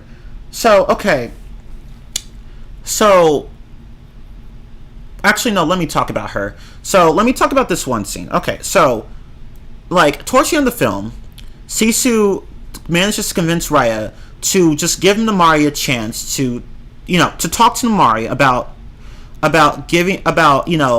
putting the Dragon Gem together, having Namari give Raya her piece of the Dragon Gem. Instead of using force to go in there and take the gem, the Sisu just thinks that Namari and Raya should talk it out, and Raya actually decides to give Sisu's plan a chance. So they do that, but then Namari, being the asshole that she is, takes out a weapon, a crossbow I think, and aims it at Sisu. Like, she doesn't fire just yet. She just points it at Sisu. And then Raya's like, oh shit. And then Sisu still goes along with the plan. She tries to talk to Namari, calm her down. Namari has her finger on the trigger though. She's just frozen there, wondering whether or not she should actually shoot Sisu. But from Raya's perspective, it looks like Namari's actually going to shoot Sisu. So Raya uses her whip-like sword or whatever and hits Namari's weapon, and that causes it to go off and hit Sisu, killing her. Or whatever, and then that causes that causes the water in the area to dry up for whatever reason. I guess because Sisu's responsible for making water, because she's a water dragon. I guess, I don't know. The movie doesn't fully elaborate on this shit, but yeah. Then the Drune starts coming in the area, and then Namari runs off to the kingdom of Fang, and then Raya goes after her to get revenge on her killing Sisu. And then they have a fight, and then Raya manages to win. And she has her weapon pointed at Namari, and then Namari says what's possibly the dumbest and most fucked up thing in the film, where she says, Sisu gave me a chance, but you never did. You're as much to blame for Sisu's death as I am. And I'm like, you shut the fuck up, you bitch-ass, ugly haircut-ass self. You shut up. It is mostly your fault that Sisu died. Yeah, Raya set the weapon off, but it was only because you were the one who took it out in the first place and pointed it at Sisu, and you had your finger on the trigger. What was Raya supposed to do? Just stand there and hope you didn't fire? Of course he was going to act. And you have the nerve to blame Raya for Sisu's death? Really? You victim blaming bitch. And this just further proves the point I was making earlier. This film, it just feels like it's just one big victim blaming mess, where Raya, who's actually right not to trust others, gets gaslighted throughout the entire thing. It's like, you're not trusting others. You should be trusting others, even though these people aren't giving you a reason to trust them. It's just victim blaming, and I'm like, really, movie? And you're gonna have the villain victim blame Raya? And I'm just like, that just proves my point further, that Namari, the villain, is just a huge cunt. She is a cunt. She's a huge cunt. I am not joking. I'm not trying to be dramatic here. I'm not trying to exaggerate. She is the definition of cunt. And it gets worse. No joke, it gets worse. Don't think that this is the worst thing she's done. Don't think so. It gets worse. So later, okay, so Raya and her team of side characters, I'll talk about them later, but spoiler alert, they're pointless. They all have they have like 4 of the pieces of the gem. There are 5. They have them. Raya has to. They have like, okay, so like the side characters. There's one from one kingdom, one from another kingdom, and then a group of them from one kingdom, and they have 3 of the pieces. Raya has the 4th. Namari has the 5th. So the side characters are all helping everyone escape the kingdom, and they're trying to drive the Drune back with the gem pieces, and then everyone, Namari and Raya included, get trapped in the ground below them caves in, and then they fall into this cave or whatever, and the Drune is like surrounding them, and then the gem pieces are losing power, and they're all wondering what to do. And then Raya's like, you know what? I'm gonna put my trust in Namari. And then she hands the gem piece to Namari, and then turns to stone. And then everyone's like, they're distrusting of Namaari, and rightfully so. But then they're like, you know what, Raya's right, let's do it. So they all give their gem pieces to Namaari. And then they all turn to stone. So they all put their fate in Namaari's hands because they felt that they had no other choice.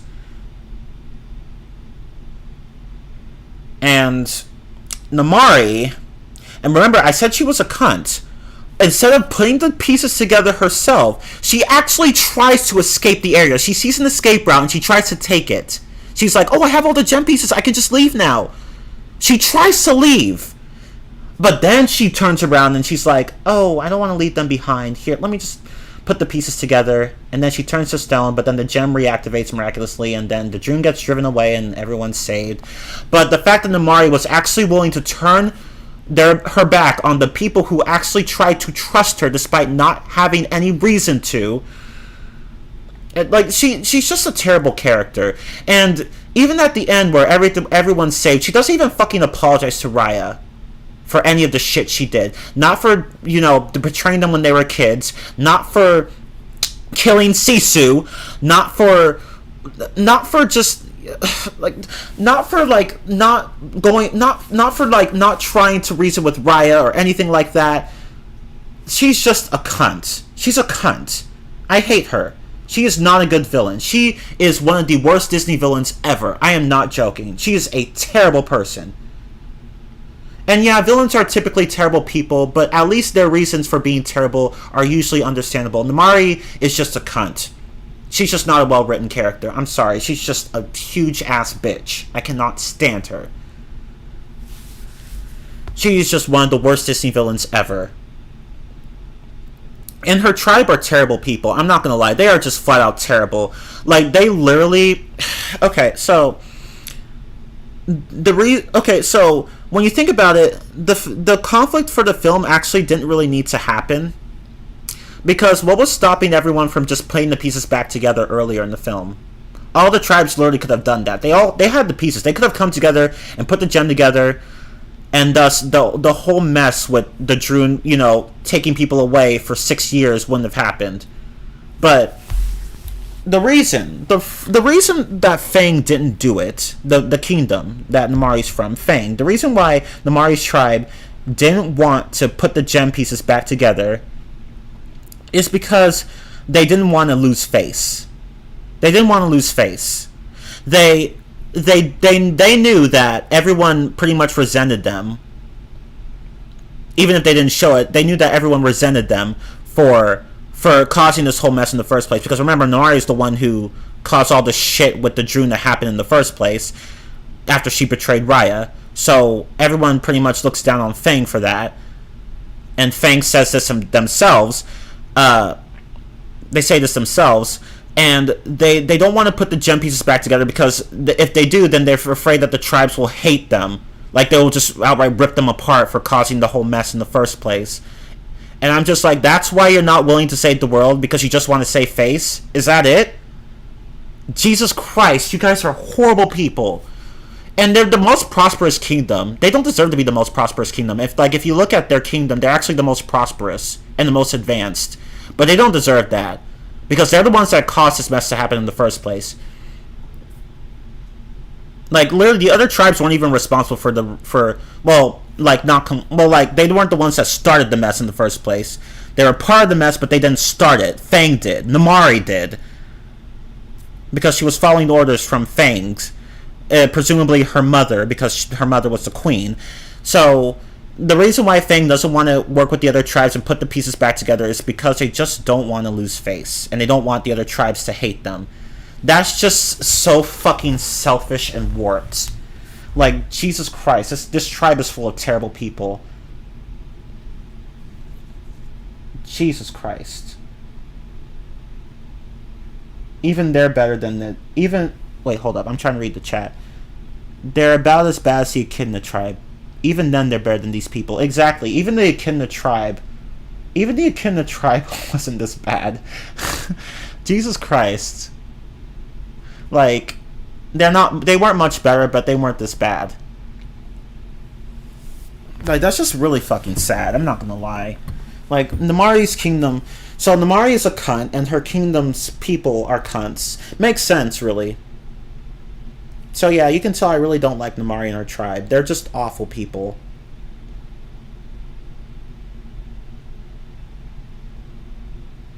So, yeah. Sorry, that just had me heated, because... man, those people are just horrible. Holy shit.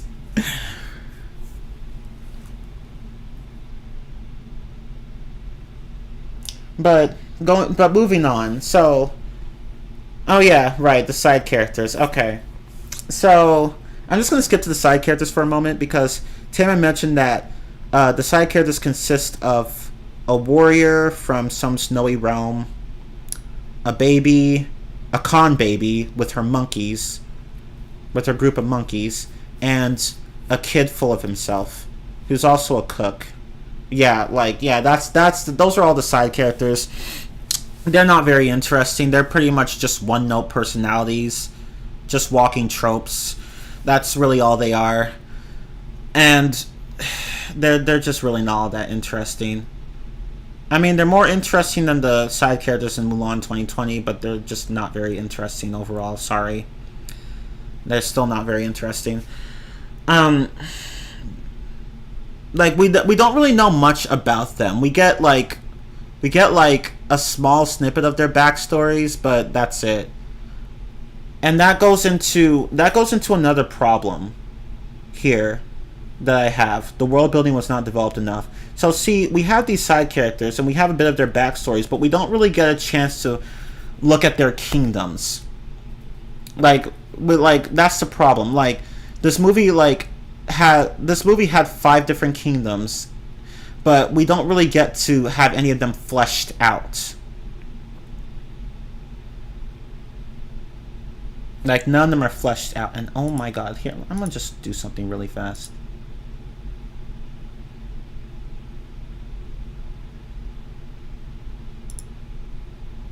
I'm just getting tired of that thing.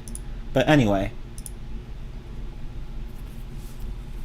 Okay, but yeah, like, see, we don't really know enough. We don't really get enough about the side characters, nor do we get enough about their backstories. I don't know, Tam, man. That bot is just really annoying. It's just, I just want to strangle it. Why do people even create these in the first place? It's just, I don't know. I just don't understand spammers. I don't know. I just don't understand them. But yeah, like we don't really know enough. We don't really get enough on their backstories, the backstories of the side characters, or their worlds for that matter. Like, we don't even get a chance to fully experience any of these worlds. We just go from one world to the next pretty quickly. Like, we don't get any time to have these worlds fleshed out. Like, they're not fleshed out at all.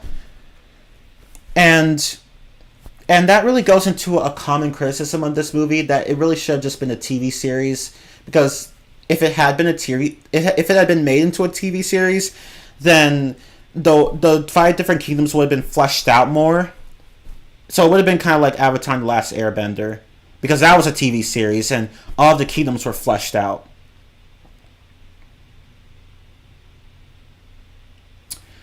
So, but no, we didn't really get a chance to fully experience any of these kingdoms. So the world building ended up being pretty shallow. Like, it had promise. Like, it seemed interesting at the start, but like, we don't really get enough context for these worlds. Like, not enough time to experience any of them, because some of them actually did look pretty interesting, but unfortunately there's not enough screen time devoted to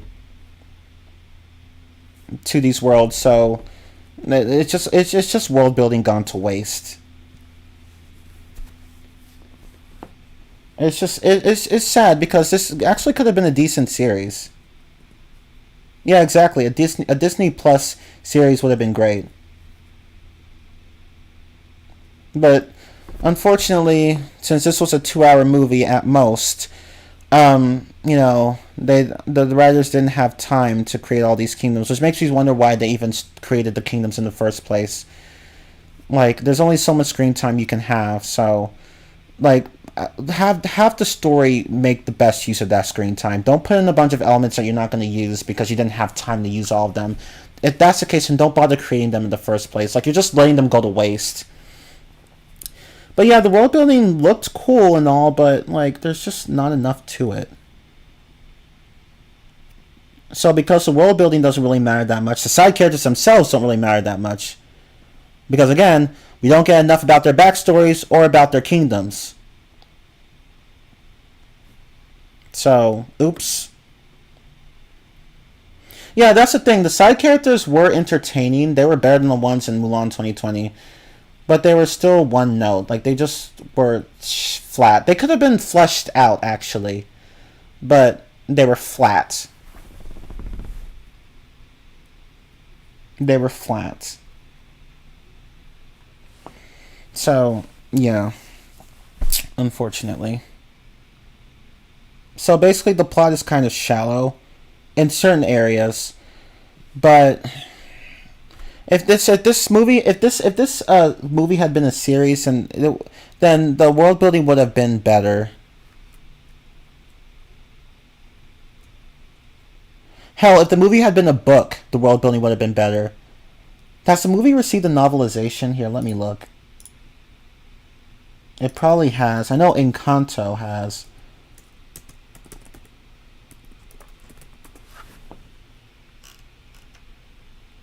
Oh, there is a novelization. The novelization probably oh, I can get it on Kindle for free? Ooh, because I have Amazon Prime. Ooh, okay. It's included with my membership. Oh, okay. Let me take a look at it really fast.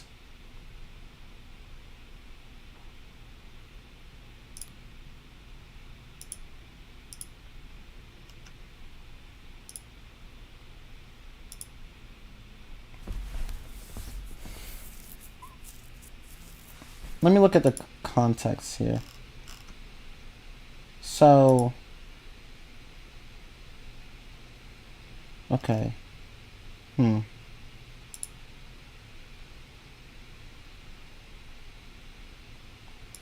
Okay. It's probably I'm looking at this and I'm honestly not very hopeful. It looks like they I don't think they expanded on anything, but again, this is just a surface level look.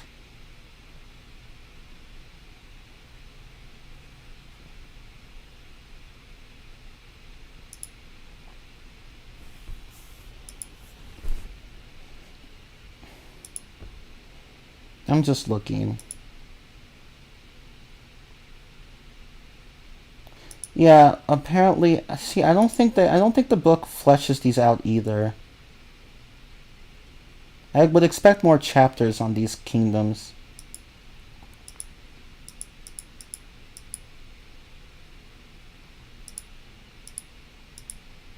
Yeah, I don't think the book really fleshes these out either. But again, this is just a surface level look. Whatever. Anyway. But I should read it like fully just to make sure. I didn't know. I honestly, if I had known that it was free, I would have read this before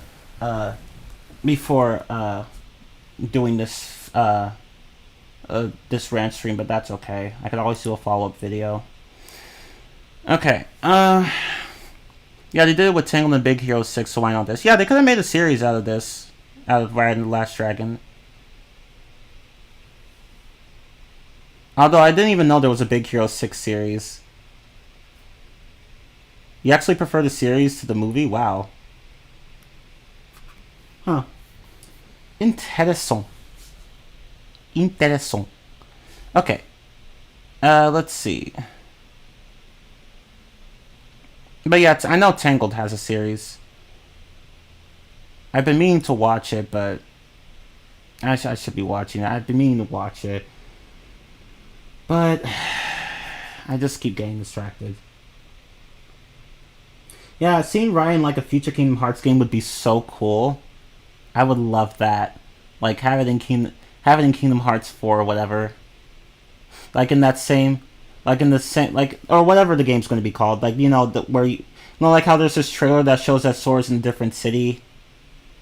although it looks very much like Final Fantasy for some reason.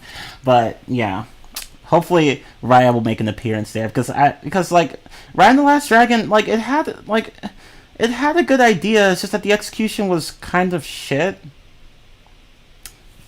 But oh right, I should also mention. So this is my final bullet point, the final one that I haven't covered. There are moments that completely break the audience's immersion into the setting. So what do I mean by this? So there are times where the characters use lingo or jargon or language or dialogue that doesn't really make sense in the time period they're in or in the setting they're in. Like they talk about group projects and bling and like cat ladies and whatnot, and I'm just like, what is this dialogue?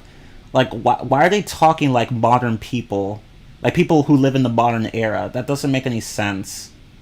Like basically the language that they use just doesn't feel era appropriate. It's hard to like, you'd have to watch the movie yourself, but there are scenes where it's like they talk like people that like they talk like us, and it just doesn't make any sense for them to talk that way.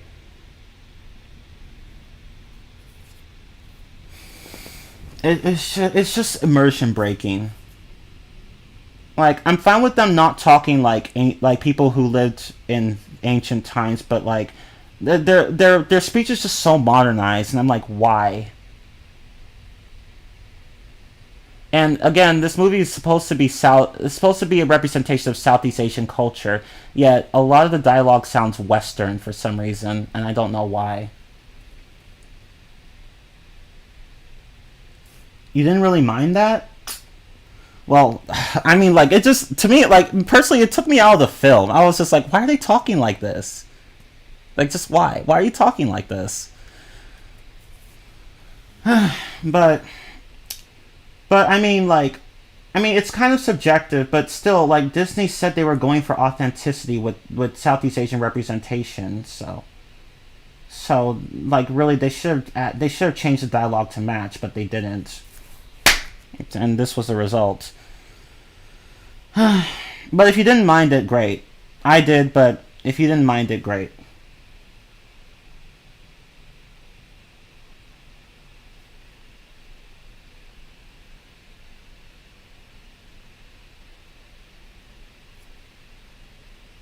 Okay, so yeah, that's really all I can say about the movie. Basically, it had it. I'm thinking that maybe the writers were trying to go for a whole, even if you, no matter how many times you get burned by somebody for mistakenly trusting them, you will have to put your trust in someone.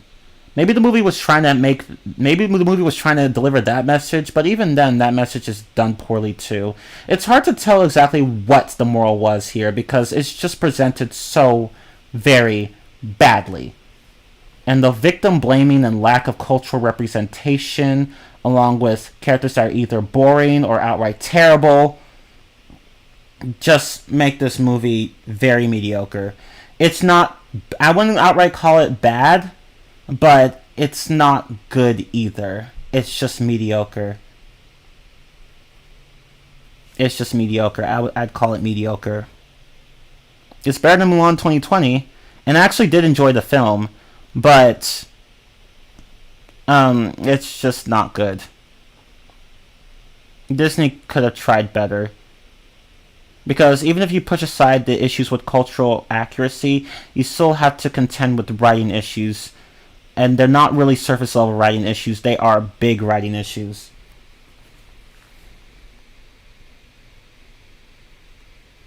Yeah, with another rewrite, or like hell, if this, like if the like with another rewrite or even a series like this, for this Raya and the Last Dragon actually could have been decent, but that's not what happened. Even it could have been even good, maybe even great, but no.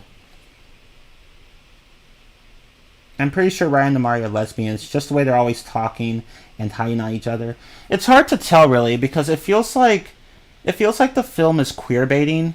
Like it wants us to think that the Raya and the Mari are actually going to, are going to be in a relationship. but at the same time, it doesn't really do much to show that. So it's just like it's just like, why Disney? Like, either make them lesbians or don't. Like, don't bait people into thinking they're going to be lesbians. Princess Undercut. Yeah, I mean, that's what Namari basically is, Princess Undercut.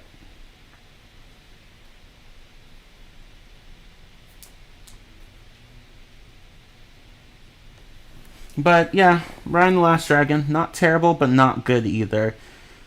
I will give it, what did I give it? 5.5 out of 10. So that was Raya and the Last Dragon.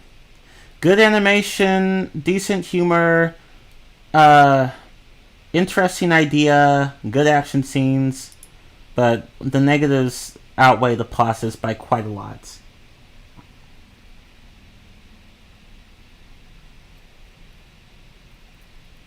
Of course they can't flat out do it. Otherwise parents would lose their shit like they did with the lesbian couple in Lightyear. So why bother doing it? Like the movie wants you to think that they're in a relationship, but doesn't actually want to show it. So it's like if you're afraid that people are going to be mad at LGBT stuff, don't put it in the story then. Like, Ryan and Mari could have just been friends. In fact, I actually even thought they were friends. I didn't even think they were lesbians. I guess I missed some context there, but honestly, the film doesn't do a good job of, fleshing out their supposed romantic relationship, so of course I'm not going to think that they're lesbians. In any case, Disney could have tried harder with this film. So I give Raya and the Last Dragon a 5.5 out of 10.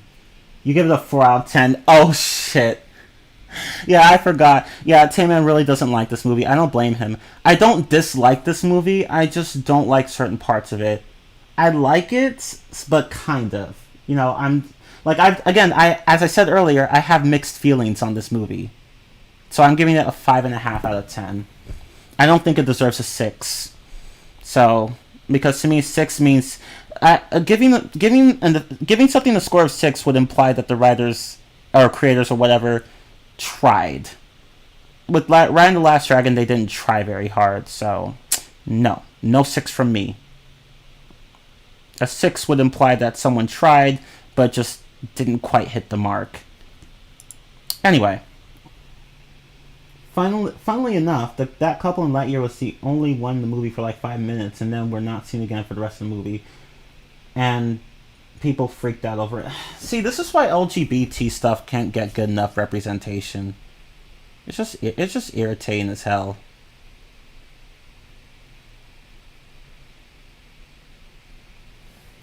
In fact, I was actually thinking about writing a story. I'm actually creating a story in which there are two characters and they're gay, but it's like, if I end up releasing this, who knows how many people I'm going to trigger. So it's like, what's the point?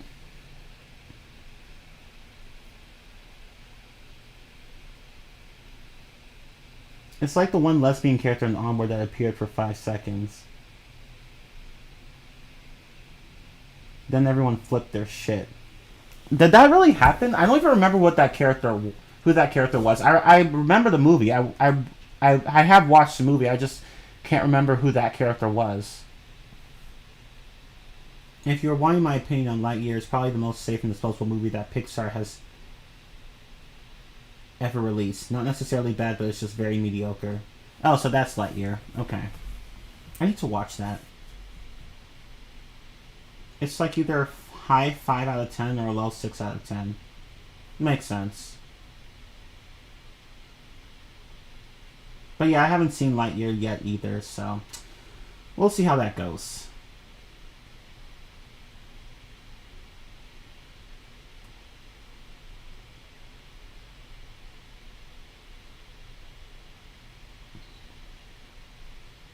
Oh, it had a dumb plot twist with the villain. Oof, I'm not gonna look forward to that when I watch it. But let's move on to a movie that's actually good. Encanto, or Encanto, but whatever, I'm just going to pronounce it Encanto. So, the Madrigal family, I'm sorry, I can't pronounce that consonant cluster, the DR here in Spanish, or the TR for that matter. The Madrigal family are people who are born with incredible superpowers that they use to serve their community. If you want context, there was this scene, there's this flashback scene where the grandmother of the family, the matriarch or whatever, she and her husband were they were living in a village at a time of war, and she lost her husband in the war, and she cried and she wished for a miracle, and then some miracle in the form of a candle just happened in front of her, and then it went and I think it took out the soldiers or drove them away. I don't remember, but it basically created a house for her and this community. So, and she decided to use this magical power to help other people. And then her kids ended up having, and their kids, her kids and their kids ended up having gifts. Superpowers. They were blessed with gifts. Superpowers in the form of gifts. That's what they were called, gifts. So, one character has super strength. Her name is Luisa. She's best girl, by the way. I love her. Another one has the ability to create pretty flowers around her. Her name is Isabella. I don't like her, by the way. A lot of people don't. Let's see. Some, I should say. And so on and so forth. I'm not going to list every character with superpowers. But yeah, they all have superpowers except for Mirabel, who was not born with a power. There's a ceremony where the kids get powers. Mirabel was part of the ceremony as well, but for some reason she didn't get one. And she ended up growing up without a superpower. And she's envious of everyone else in their family who has superpowers. So, sad face. And then one day, the magical house the family lives in starts to fall apart due to family drama of various kinds. Just things, the house starts falling apart and the family starts falling apart because of the grandmother's toxic perfectionism, basically. And now it's up to Mirabel to figure out the cause of the problem before it's too late. Isabella's a bitch. She is. She's a cunt. Okay, well, a cunt's harsh. She's just a bitch. She's not a cunt like Amari, but she's a bitch. She's a bitch. Yeah, by far the best movie of the three. That's Encanto, and it's actually a good film. Oh, it's the first movie you saw in an advanced screening after the pandemic. Oh, okay. 2 or 3 days before it came out in theaters. Maybe I should start going to these advanced screenings. But I know that I'd have to start early because those fill up pretty quickly. But yeah, that's the whole plot. Mirabel, she has the closest connection to the house. The house literally has the it's the most emotionally connected to her. It's mostly connected to everyone, but it has the strongest connection with Mirabel. So, and for some reason Mirabel can only see the cracks in the house and everyone else can't. I guess that's technically her, I don't know. I guess that's part of her supposed gift. The story tells us that Mirabel herself is a gift. That's why she didn't get one, because she didn't need one. She was the glue that held the family together, and for some reason she could only see the cracks in the house. So I guess she did have a gift, but her gift was just being herself, and for being that one to hold the family together and to listen to all their problems, to provide emotional support. She was really good at that. So, but yeah, that's the plot. Yeah, you have to make it at least an hour before the screen if you want to be guaranteed a seat. It's first come, first serve. I will keep that in mind, thank you. She's like Little Miss Perfect. That's Isabella, yeah. Isabella's a bitch, Grandma's a bitch, basically. But anyway... But yeah, the grandma is basically the problem. She's the reason why the house fell apart, because she was a toxic perfectionist. She wanted everyone else to do what she said, to stay in line, to be useful to the community, which is not necessarily bad, but she was basically she never really let her kids be themselves, and to just like to get rid of and to just live, to just be more than just their expectations, basically.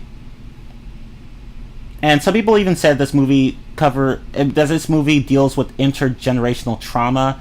I don't know much about that, so I'm not going to comment on that point. But basically, the grandmother was just a toxic perfectionist, and her actions caused the house to fall apart. And Mirabelle even calls her out on her toxic perfectionism. So yeah, but yeah, that is the story. When I watched it with my sister, we both didn't care for the grandmother because of how she shunned Mirabelle for not having a gift. Exactly. She wanted everything to be perfect, so she didn't want Mirabelle to get in the way. She was like, Mirabelle, just go. But I want to help. No. Just go. But I want to help. No, Mirabelle, we don't need your help.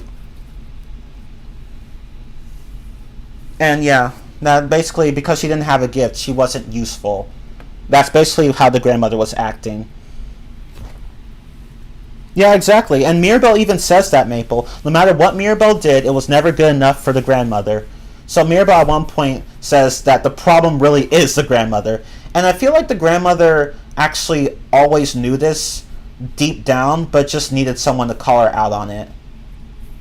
So it was the grandmother that was the issue. She never let the kids be themselves.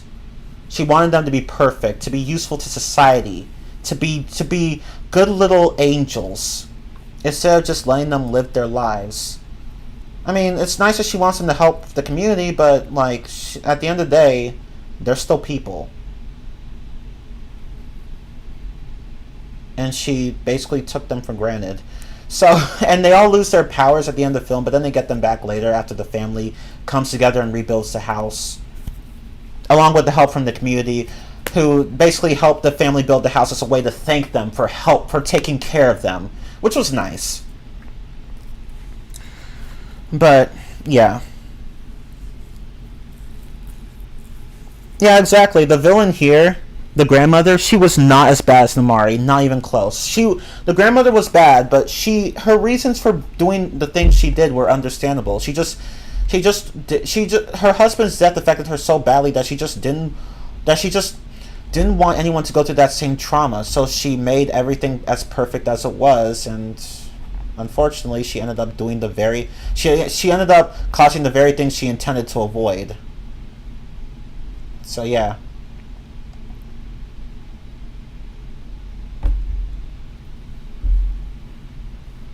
Yeah, exactly. She put her family on a pedestal instead of just letting them be themselves. Like, no joke, there's even this one line where, there's the youngest kid, Anthony, Mirabelle's cousin. He gains the ability to talk to animals, so he basically becomes Hispanic Eliza Thornberry, which isn't bad. I mean, Dr. Doolittle can talk to animals, so it's not... The Thornberrys weren't the only one who had that. But anyway, he does get the power to talk to animals. And no joke, at one point... So... the kid decides to ask the animals to clean, like the family has breakfast they're having breakfast, right? So the kid asks the animals to clean the grandmother's seat for her, and he's like, oh, I had the animals clean the seat for you. And then the grandmother's like, yes, very good, well, we'll find a way to put your gift to good use. So she outright implied that that what he did was not useful or helpful in any way, which basically just goes to the idea of toxic perfectionism that she had. Like, she just wanted things to be perfect. Unless her family was acting the way she wanted them to, they were out of control. They weren't good enough for her. Yeah, she also did it with Bruno, because he foretold that the house was going to be in danger. And she unfortunately, instead of supporting her what was it, her son? Yeah, her son. Instead of supporting her son Bruno, she drove him away. Not just her, but the community as well.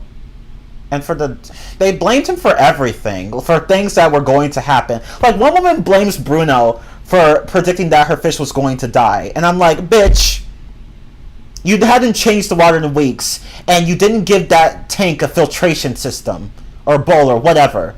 Of course, the fish was going to die. And yeah, Bruno gets blamed for the dumbest of things. Like even like they were just simple predictions that anyone with a brain would have made, but whatever. Bruno just gets a lot of hate from the community, and the grandmother did not bother defending him. So yeah, Bruno ended up being the black sheep of the family. But yeah, basically the grandmother was a terrible person, but you could understand where she was coming from. And that makes her a better villain than Namari. Namari was just a cunt. The grandmother was not a cunt. She was a bitch, but she wasn't a cunt. But Namari was a cunt. A huge cunt. Bruno's the best member of the family, basically. Like, really, most of the characters are pretty likable. Mirabelle herself is pretty likable. I like Mirabelle. I like her. I thought she was funny. I love Dolores. I love the weather girl. I forgot what her name was. Bruno's sister, one of the grandmother's kids, and by logic, Mirabelle's mother's sister. I can't remember her name. The weather girl, but the one whose emotions caused the weather to change. But oh yeah, Mirabelle's mother, like her food had the ability to heal people. So yeah. And Antonio, the kid who could talk to animals, his brother, he has a sister, like his sister's name is Dolores, yeah, the one who has really good hearing, like she could literally hear everything, even down to a whisper. What else? Oh yeah, and there's this guy who could shapeshift into different people. A shapeshifter named Camilo. Like, they're all pretty cool characters. And of course you have Camilo's dad, Mirabelle's dad. They were also pretty cool. All the characters are pretty likable, except for Isabella and the grandmother. They can go and die in the fire. No, I'm kidding. They don't need to die in the fire. They just need to be slapped. But anyway, yeah, the dad's accident prone. Like, he gets stung by bees a few times in the film, and the mother has to cook him food to heal him. But yeah, the characters are generally likable here, and I literally just covered that bullet point. So, but yeah, I like the characters for the most part. They're pretty likable. They're pretty funny. The animation was great, even better than Raya's. I'd say Encanto's animation was better than Raya's, in my opinion, anyway. Like, Raya's was good, but Encanto's just blew me away. I just loved it. Like, it was just such a good film. The animation is just top notch. Yeah, the poor dad.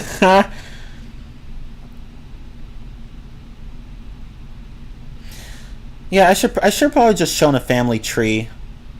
A tree of the Encanto family. That probably would have made explain all their powers and relations to each other easier, but maybe I can look that up. Here, hold up.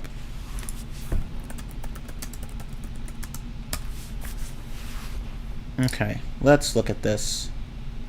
Okay, here. So, how do I make this bigger?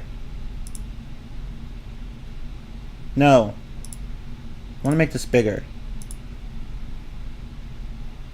Okay, well, shit.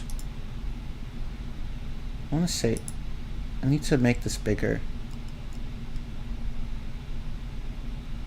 Well, whatever. Here, let me just do this. Oh my god, go away. What is this? Okay. Let me just zoom. Okay, there we go. I guess this is good enough. Okay, so we have Abuela and her husband, but her husband died, so yeet. And no, I'm kidding. But it was a pretty sad scene. But yeah, we have Abuela and then her 3 children. The ones with the first generation of superpowered children. Peppa, who could control the weather. Bruno, who could control the future. Not control the future, predict the future, sorry. And then Julieta, who made food that could heal people. And Peppa and Julieta have, husbands. Bruno isn't married.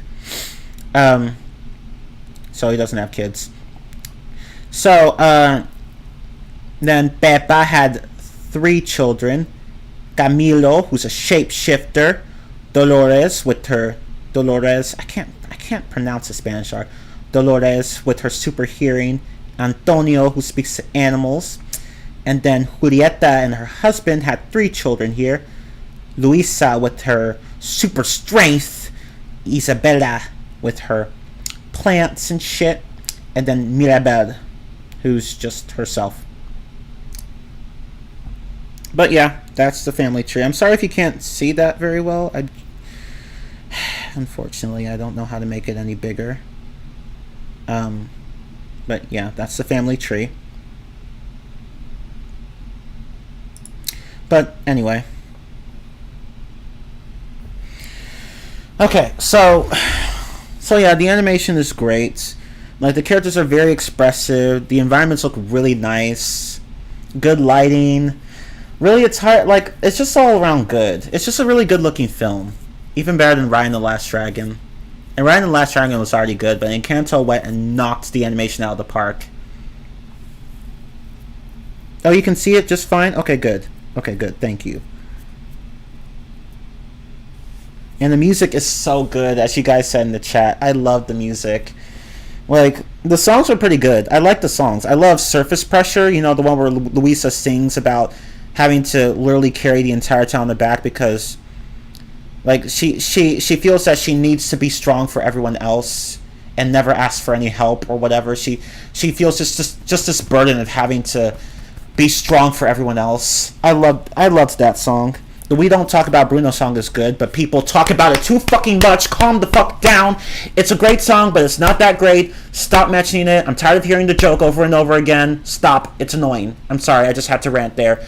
I'm tired of hearing that whole We Don't Talk About Bruno meme. It's not, like, just calm down. It's you're all giving that song too much attention. It's great, but stop.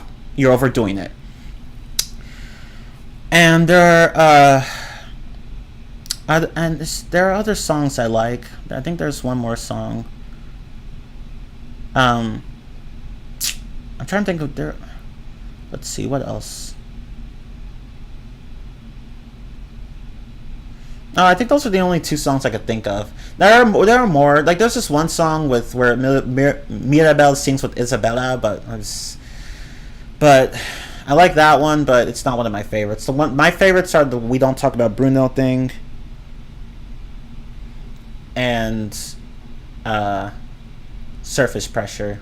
Oh, I also like the song at the very beginning of the film too. Oh wait, no. Was that the We Don't Talk About Bruno song? I don't remember. But yeah, Surface Pressure and We Don't Talk About Bruno are my favorite ones.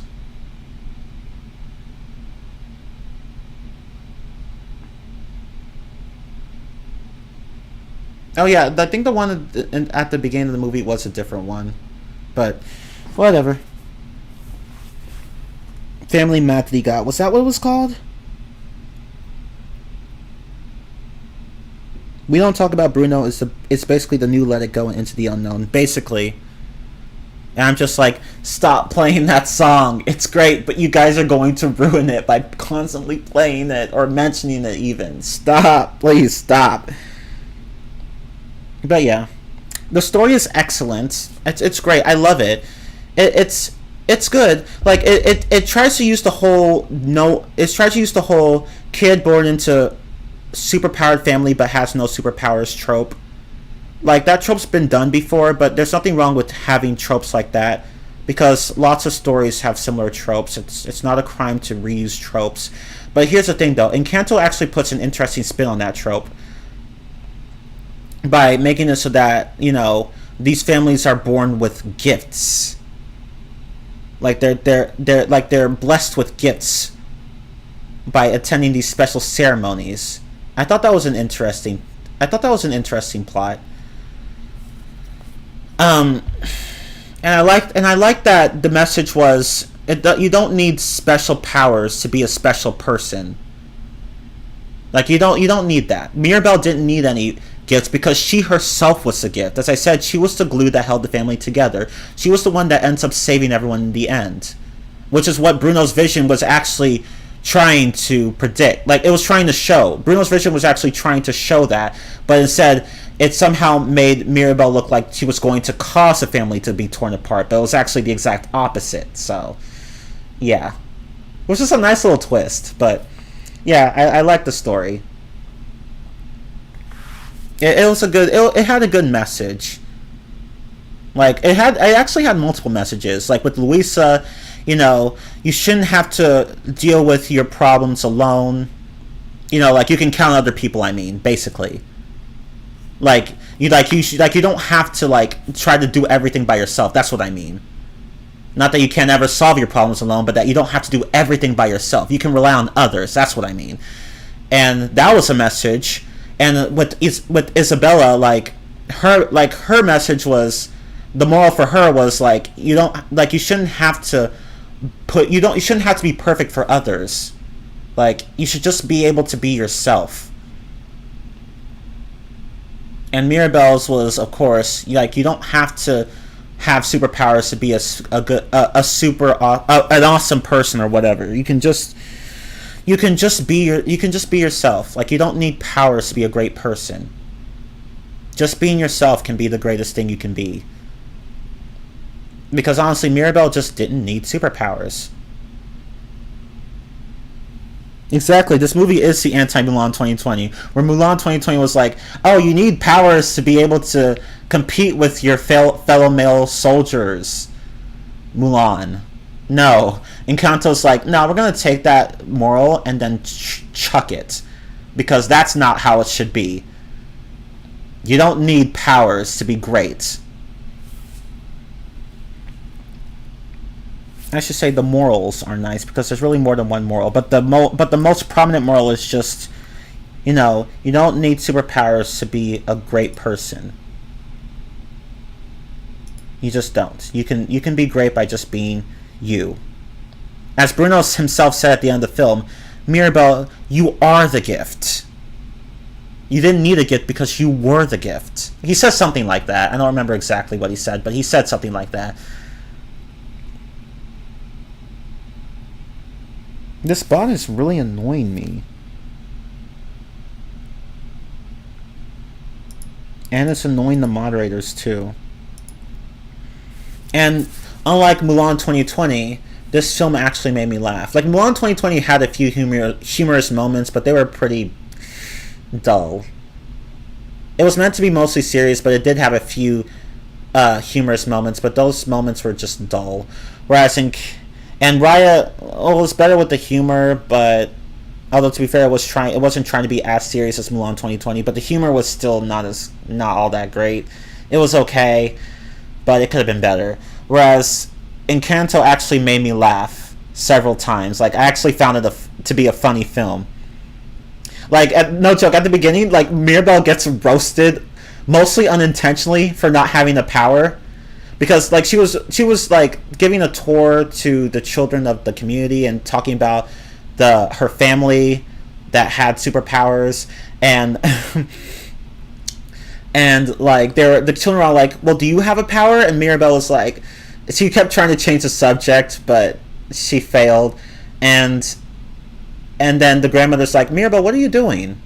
And then one of the children was like, "Oh, Mirabel was about to tell us about her gift," and then Dolores comes out of nowhere and is like, "Oh, Mirabel doesn't have a gift," and then she just makes a noise and then just leaves, and it's so funny.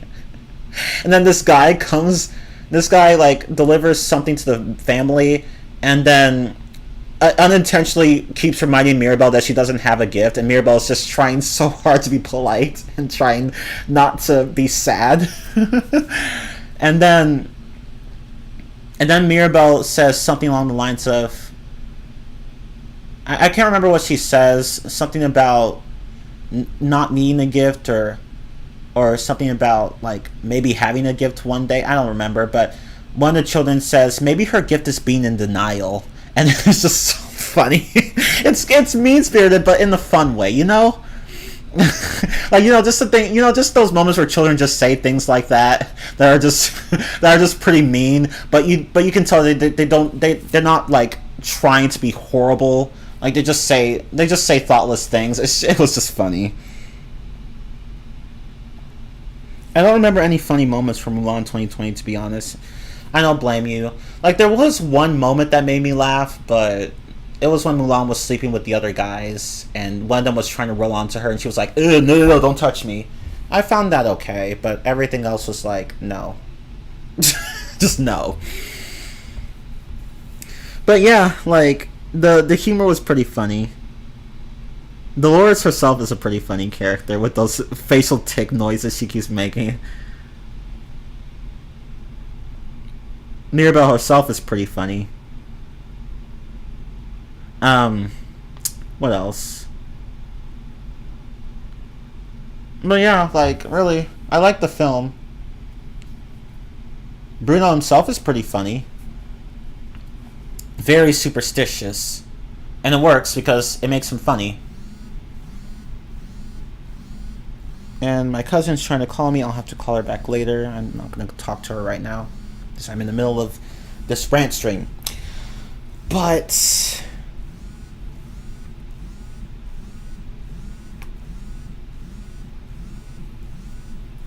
okay, let's see. But yeah, like, I found the movie funny. Not the funniest movie I've ever seen, but clearly one of the funniest most recent movies I've seen.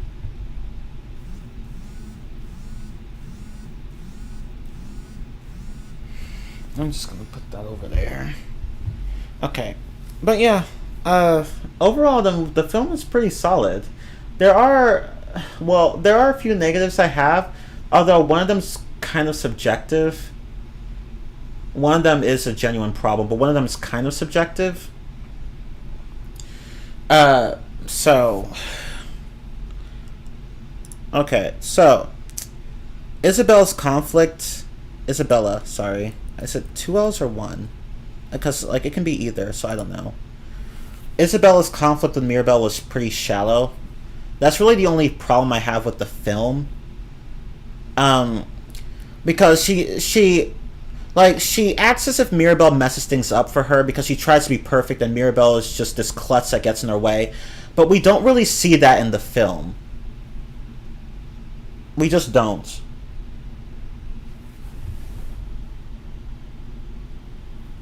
We just don't. And it's like, because the writers are basically telling us that Isabella has problems with Mirabelle, but it's not really showing us. So it makes Isabella look like some bitch who's just mean to Mirabelle for no reason. But we don't see it. Oh my god, stop calling me all the time. Damn! Hang on one moment. I'm tired of this girl. So fucking clingy sometimes.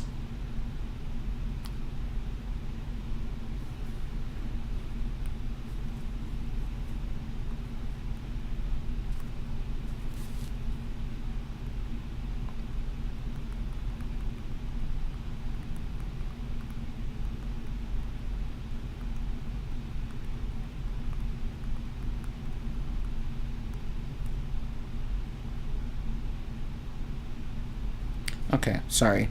Anyway. Insert vibration. But, yeah, you could hear my phone vibrating. But yeah, they should have done more with Isabella's conflict with Mirabelle. From what I heard, I think I didn't see it on the DVD I rented, but I think there might be a scene or two from the movie, a deleted scene or two from the movie, where, Isabella, where there's actually more context on the conflict between Isabella and Mirabelle, but I honestly don't even know. I don't even know if that's true. Maybe the film had more to that, but cut it out. I don't know. But either way, this is what we have now, and Isabella just comes off as a bitch for no reason. Maybe she does have reasons to be mad at Mirabelle, but since we don't see them, she just comes off as a bitch. So, don't let her hear that. I mean, honestly, I kind of don't care. I know, like, I shouldn't be saying it out loud, but, like, I don't know. It's just, she's been annoying me lately. My cousin, I mean. But anyway, not as clingy as these bots, right? These bots are so damn clingy. Ugh.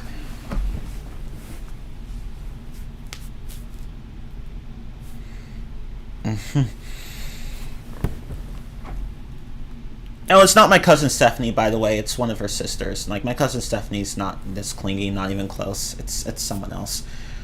But yeah. But anyway, but yeah, like Isabella's conflict with Mirabel should have had more depth, and that kind of bleeds into the second issue I have with the film. And this is subjective, but I feel like the other characters really could have benefited from more screen time because they seemed interesting, but we don't get much screen time from them, so there's just not enough room for. There's like I wanted to see more of them, but we didn't really get that. And I guess that's what happens when you try to have all these characters in a 2-hour film. I'm not saying that this should have been a series, although I wouldn't have minded a series. But, like, it would have been nice if the other characters had had more time to shine. Because I was willing to see... I wanted to see more of Antonio and his siblings. And I even wanted to see more of Luisa. Isabella I don't really care about. But the others I actually wanted to see more of. And even more of the husbands as well. But that didn't happen. I feel like it should have just been like two, like maybe if you cut out one branch of the family, that would have given more, like maybe like the branch with Dolores and the others. I feel like that would have allowed the film to focus more on certain characters. Like Isabel and Luisa could have had more focus. Bruno could have had... Well, Bruno had already had plenty... He already had plenty of focus, so he's fine. But like make it so that there are just really only 3 children, 2 with superpowers and 1 with none. That would have given Luisa and Isabella more screen time. No, not Stephanie. No, trust. Yeah, I'm sorry. No, I was not talking about Stephanie. I was talking about one of her sisters. Trust me. No, Stephanie and I are. No, she's not that clingy. No, she's not clingy at all. I mean, she used to be, but that was when she was like 5. So of course she was going to be clingy. but yeah, the one I'm talking about is like 8 years old, and she's clingier than all of her sisters, and she has like once, like Stephanie, what, she's almost 16. The next one, Favor, she's almost 12. I believe, yeah, she's almost 12. And then you have, I think she's almost 12. Yeah, she's almost 12. And shoot, then you have Divine, she turned 8, no, 10. She turned 10 this year, actually. And then there's Miracle, Mimi for short. She's 8. She turned 8 this year. So yeah, one's almost 16, one's almost 12, one's 10, and one's 8. So, yeah. And the 10-year-old is clingier than the 8-year-old. So, oops. But anyway. But yeah, the side characters really should have had more screen time. Would have been nice for them to have more. I mean, at least they're more interesting than those side characters in Raya and the Last Dragon. So there's that. And no joke, see, people like Encanto so much more than Raya that I see a lot of fan fiction for... I've seen some fan fiction for Encanto. I don't think I've seen much for Raya, if any. So Encanto was just a much bigger success than Raya was. People loved Encanto. In fact, I think that Encanto... I feel like, you know, I wouldn't give Encanto as much praise as a lot of people do, but I do agree that it is deserving of a lot of praise. I just feel like people might be praising it a bit too much, but that's just me. But still, it is a pretty solid film. There's talk of a spin-off series? Oh, I wouldn't mind that, although honestly I don't think this needs a series, but that could work. Like, it could work. It could work, and it would give the side characters more more screen time. So a series like that could work. Although I prefer no series, but I mean, if Disney wants to make a series, that's fine by me. Oh, there's definitely some fan fiction with Raya, particularly with shippers of Raya and Amari. Ooh. Oh my god, I just threw up in my mouth a little. I'm sorry, but I just don't see any chemistry between those two. Don't ship them. Don't ask me how I know that. Just don't. I'm curious, but I won't ask. I was curious, but yeah, don't worry. I won't ask. But yeah, like really, Encanto's actually a pretty solid film. I can't think of very many negatives with it. I just wanted more attention on the side characters and more attention on Isabella's conflict with Mirabel because it's just pretty shallow. But then again, it's an easy mistake for the writers to make because they had a lot of characters and there's only so much screen time you can give to everyone. Although it makes me wonder why people create so many characters to begin with. Like, why create so many characters when you can when you don't have enough room for all of them? Like, there are series that do this, and I don't understand why they do this. Like, Naruto had so many characters, and yet there are so many that never get fleshed out properly. Even though most of them are pretty interesting, so many of them barely get any screen time. And I'm just like, why? It's just like, why do people do that? Like, don't create so many characters that you can't give time to. Just start out small and then slowly expand from there, if you can.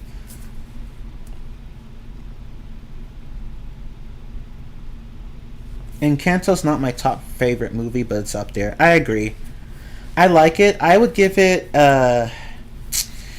I wouldn't say a 9 out of 10. Not because, again, it's a really good film, but I don't think I would give it that much praise. I'd say it's more of like maybe an 8.5 out of 10, maybe an 8.8. Like, I feel like it's between an 8.5 and a 9. So I honestly, I pretty much agree with Tan Man. But yeah, it is a pretty great movie with great animation, great morals, great songs, great voice work. The voice work was pretty good. Yeah. Something for everybody. Let me add something here. The voice acting was great. But yeah, there's definitely a lot more Encanto fanfiction than Raya fanfiction. From what I've seen. I've even seen crossovers. There was this one crossover I saw with Encanto. I can't remember what the crossover was with, but anyway.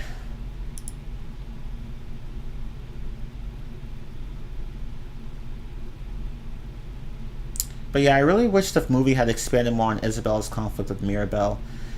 I know some people are gonna say, "Oh, well, Isabella was just basically the golden child trope, the one who was basically seen as the perfect one, was basically seen as the perfect one, but was struggling internally because she was suffering from all these expectations." And I'm like, that's fine and all, but if you don't show me that struggle, then it might as well not exist. So, sorry, not sorry.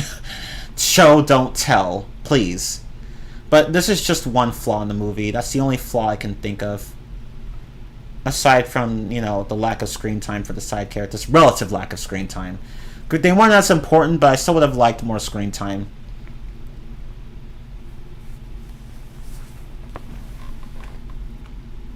Okay. Oh yeah, and another thing I liked about Encanto, I'm just adding more positives. It had plenty of emotional depth. Like that scene with the grandmother's husband dying right in front of her eyes. That was just really sad, and you could really feel the pain in her voice. Like it was just such a sad moment. And there are other sad moments with for example, with Luisa admitting to Mirabel that she's just having problems shouldering everyone's burden. Like, just shouldering being the burden. Like, having a burden, carrying such a burden on her back. Like, Luisa having a problem with that. That was also pretty sad. along with the house falling apart. That was also pretty sad. And even as the house was falling apart, it still tried to protect Mirabelle from all the debris. Like, the house really did care for its people, and it wanted to protect Mirabelle to its up to its very last breath, which was sad and touching. And there are other moments like this. And I also like how there's this during the ending, like near the ending, like the grandmother isn't instantly forgiven. Like, Mirabelle isn't like, "Oh, you're forgiven, everything's fine." No. But Mirabelle does give her another chance. Mirabelle's like, "We can work together and fix this.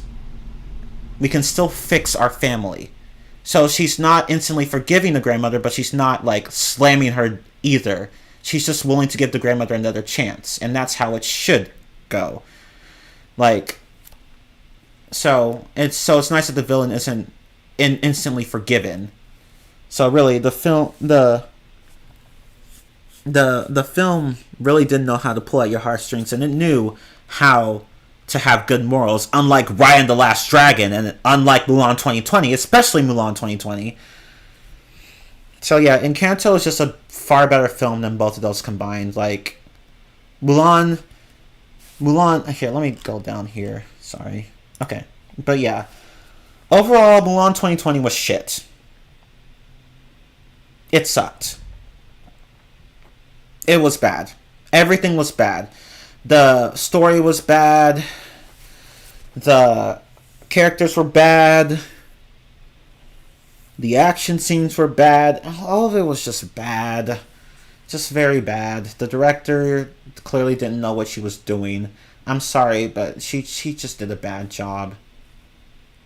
I mean, the movie doesn't look bad, but they at least made it look good. Unfortunately, that's all they did. Everything else is just bad.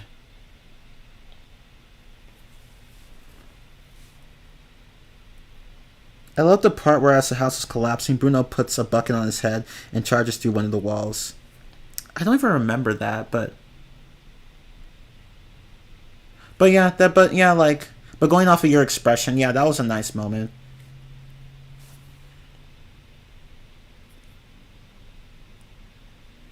I still think my favorite modern Disney movie is a coin toss between Tangled and Wreck-It Ralph. Tangled's still my favorite. I don't even know what my favorite is. Tangled is definitely one of my favorites. Encanto 2. Mulan 1998, obviously.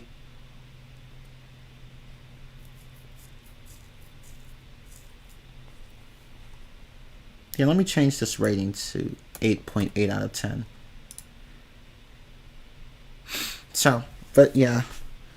Ralph Breaks the Internet. I've heard bad things about that film. I haven't even watched any of the Wreck-It Ralph films. I know about them, of course, but I've never watched any of them.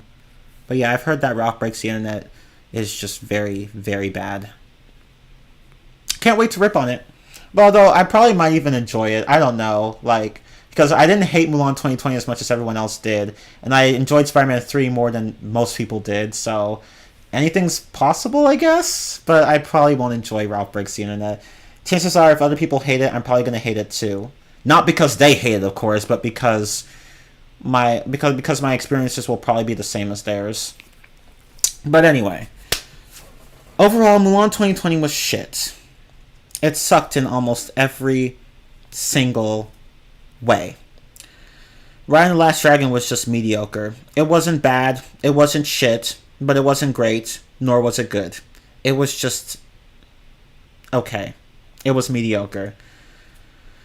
Encanto was great. A great film. Clearly one of Disney's best works in the last few years. Encanto was a good film. Disney really tried with that one. And it was culturally accurate, too.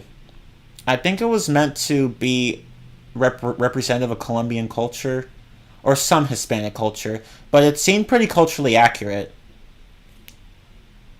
So yeah. Like, Disney can make culturally accurate movies when they try. That's the thing. They have to try. They didn't try with Raya and the Last Dragon, nor with Mulan 2020, but they did try with Encanto and Coco, for that matter. Can't really comment on Luca or Moana, but they did try with. Although I did like those movies, but they did try with Coco and Encanto, with when it came to cultural representation.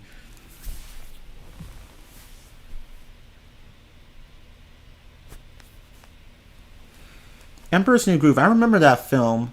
I don't think I ever fully watched it. I watched some of it, but not all of it. I should go back and watch it. I did watch the series, though. I loved the series. The movie, I can't comment on it because I never bothered to finish watching it. So, yeah. But yeah. Mulan 2020 gets a 3 out of 10 for me. Raya gets a 5.5 out of 10. Encanto gets an 8.8 out of 10.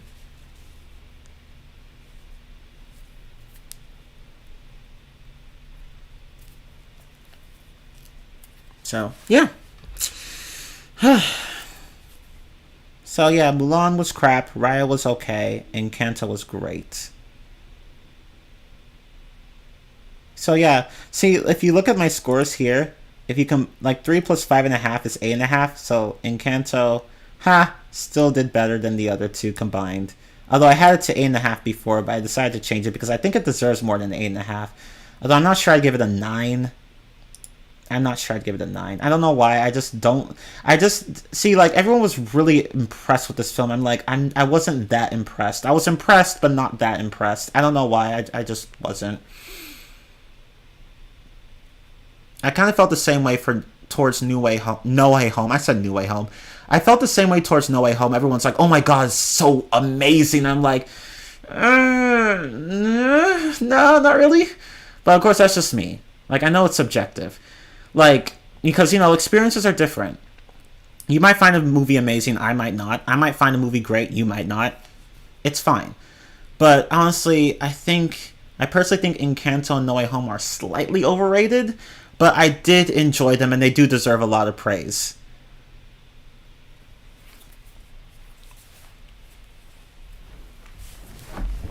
So, yeah. Anyway, that's it for this rant stream. I think I've covered just about everything I wanted to talk about. I think next time, I actually today I just finished watching all 3 Madagascar movies, so next time I'm going to talk about the Madagascar movies with Tammin, of course.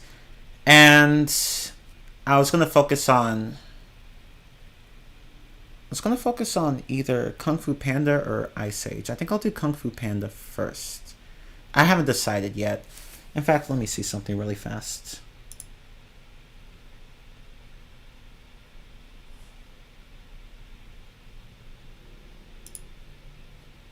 Yeah, like, I can like a movie that you won't, and I'm sure that'll be the case when we cover Ice Age. Yeah, see?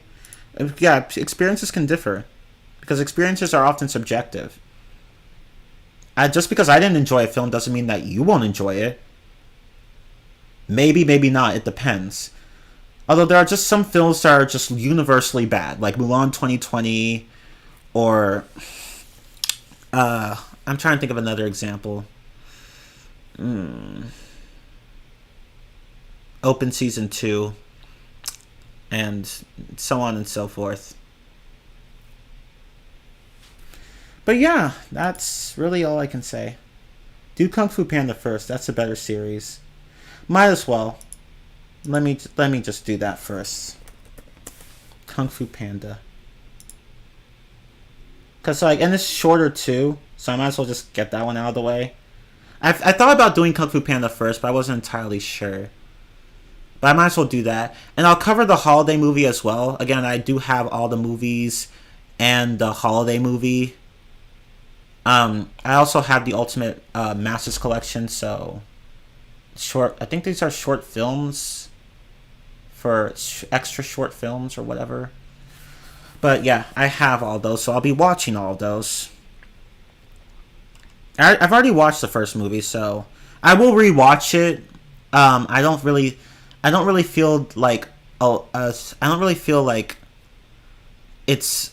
See, I don't know how to describe it. Like, I can remember what happened overall, but So I technically don't need to watch it to remember anything, but I feel that I should watch it just to just in case I missed anything.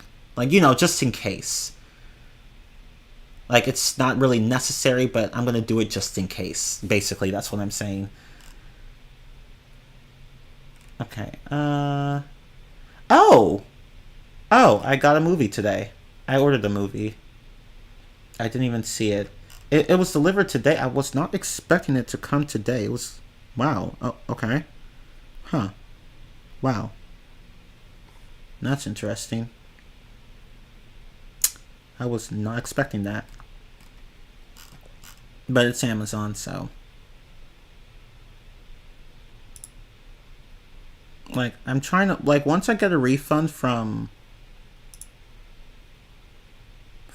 Amazon for certain movies that I didn't want anymore, I will order... There was one thing I wanted to order. Oh yeah, the Ice Age collection. Might as well, since I returned the DVD collection, I have no choice but to focus on Kung Fu Panda first. I completely forgot that I had returned the Ice Age collection because I wanted the Blu-ray. I wanted the Blu-ray collection, not the DVD collection. So, I forgot that I returned that earlier. So, oops.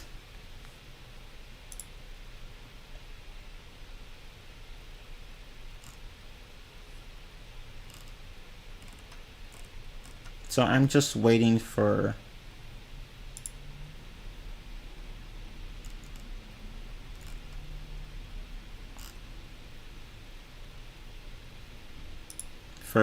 Amazon to refund me refund this to my balance so I can just go and get the Ice Age collection.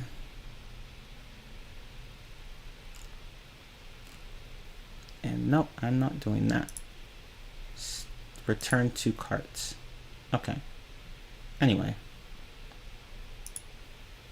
No, damn. That's not what I meant to do. I meant to do this and then save it for later. Okay. Cool. Okay. Oh well. I'll order that later. But yeah, since I don't have the Ice Age collection anymore, I have no choice but to focus on Kung Fu Panda. Ha. The Emoji Movie. Ew! Oh, no, please don't. I'm going to die. I'm going to die if I do that film. I will die if I do that film. No, please don't. Ah, no! So, according to Tan Man, Ice Age 1... Ice Age 2 is better than... Ice Age 1 gets a 7.5 out of 10. Ice Age 2 gets an 8. Ice Age 3 gets a 9, Ice Age 4 gets a 6, and Ice Age 5 gets a 5. So the first 3 movies were great, but then the last 2 were just, eh.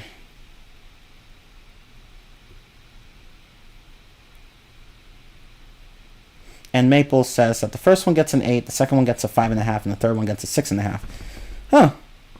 Interesting. So you guys have a bit... Your experiences with the movies were a bit different. That's fine.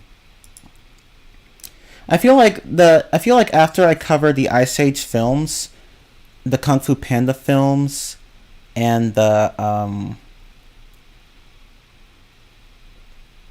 Madagascar films, I guess I could do let's see, the Emoji Movie, Ralph Breaks the Internet, and are there any others? Are there any other bad movies I can cover? I wanna eventually cover the Emoji Movie and Ralph Breaks the Internet. But I don't know what else. The Emoji Movie, 1 out of 10, by the way. Everyone hated that shit. Oh my god. I think I watched like some of it. I can't remember if I watched all of it. I honestly don't remember. I think I watched like some of it, but not all of it. I'd have to go back and rewatch it. Because, like, no joke, like, there was this one review that was like, that was like, hey, remember when Disney and Pixar like made this film series about what our toys would do whenever we weren't around? And then for some reason, the creators from the Emoji Movie thought, okay, well, what do our emojis do when we're not on our cell phones? What do they do when we're not around? And it's like no one was asking that question, and hence the Emoji Movie was born. It was funny. I was like, that analogy is amazing because that's basically the Emoji Movie. It didn't need to happen. No one was asking what emojis do whenever people aren't around to use them because no one would care about something like that. Now with toys it makes sense, but with emojis, who cares, really? Okay.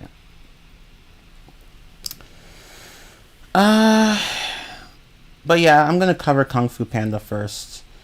The first three films as well as the holiday movie, and I guess I could also comment on the Ultimate Masters collection. So, and other shorts that are in the movies. Like there's this one short, I can't remember what it's called, but let me look it up. Hold up. Oh, not that, not that, not that. I'm not looking for that. I'm looking for this. Nope, not that. Where is that? Where's the Kung Fu Panda shit? I literally just had it. Where is it? Oh no. Oh no. I can't find it. Oh shit. Oh, here it is. Ha. It was at the bottom of the pile. Let's see. Panda Paws. Yeah, that's the short I was about to refer to. I cannot remember what that one was about. But yeah, any shorts from these films, I guess I could comment on those briefly. Or maybe not. I think I'm just going to focus on just the films and the holiday movie, I guess. And the Ultimate Secrets collection. I guess. Maybe. I'll decide. I don't know. But it's really just going to be mostly about the movies. Okay. Yeah, I think I'll just focus on the movies. Like 1, 2, 3 and the holiday movies for Kung Fu Panda. The holiday movie, I mean. Yeah, I'll just do that. I don't want to, like, make it the Rantstream longer than it needs to be. Anyway, I think that's it. So, yeah. Hopefully you all enjoyed this. I had fun ranting about Raya and Mulan 2020 because they were both just not as good as they could have been. Like, for one thing, they were both culturally inaccurate. Mulan more than Raya, and even if you push aside the cultural inaccuracies, and again they were going for authenticity, so they have no excuse as to why they did not care about being culturally accurate. Even if you push aside the cultural inaccuracies, you still have to contend with some weird writing. So, yeah, unfortunately. But Encanto was the best one. It's not even in the same league as the other two. It's far higher.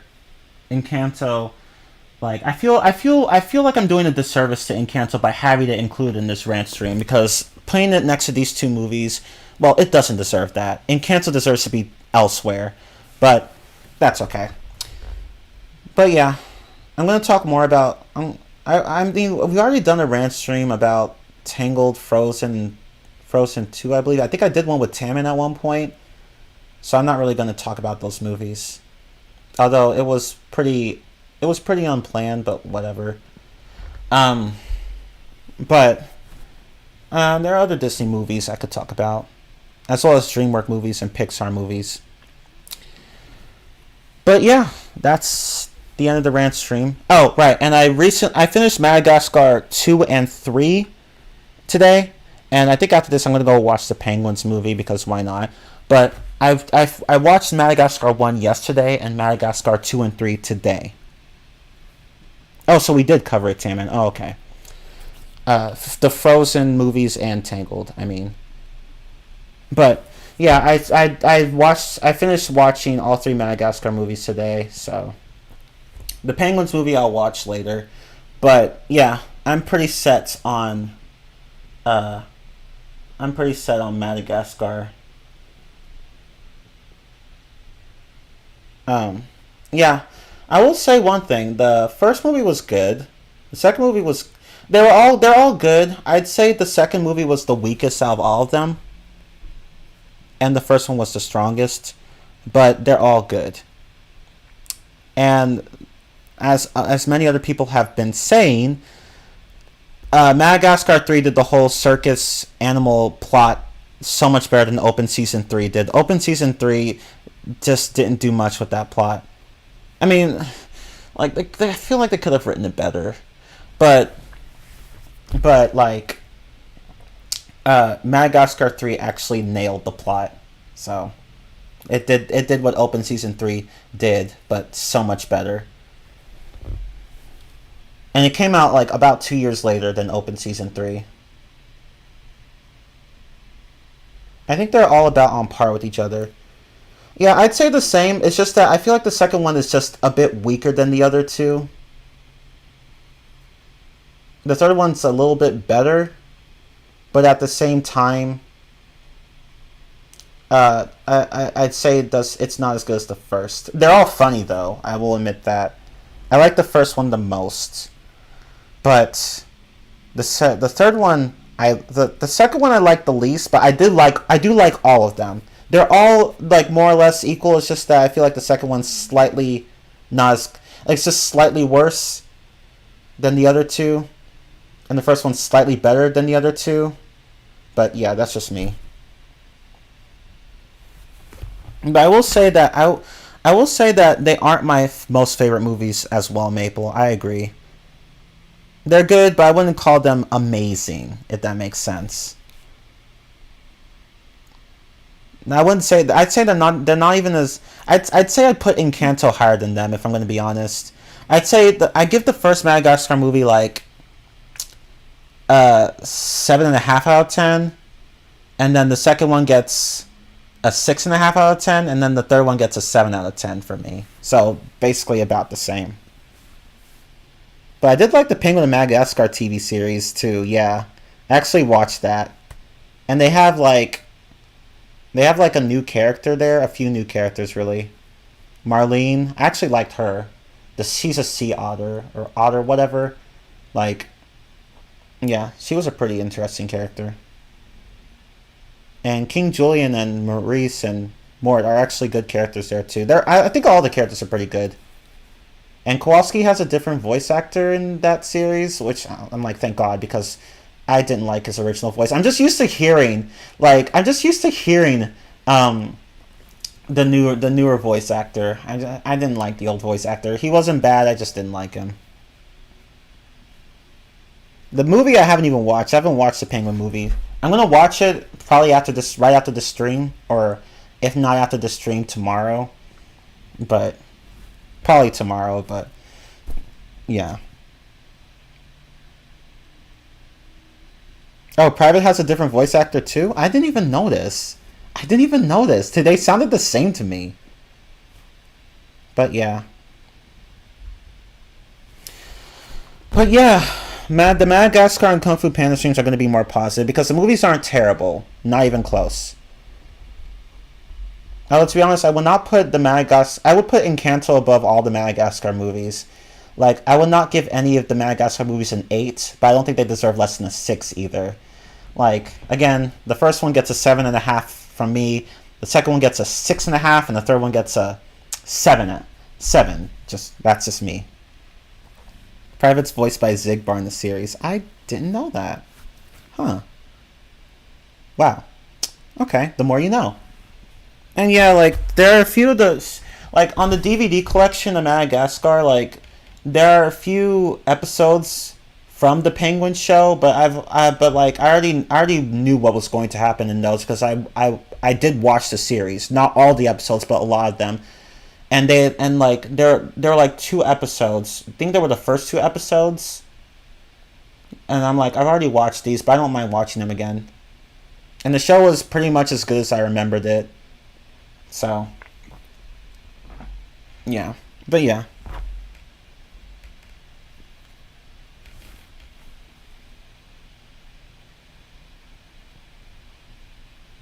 Although now that I think about it, I might give Madagascar 2 a 7 out of 10.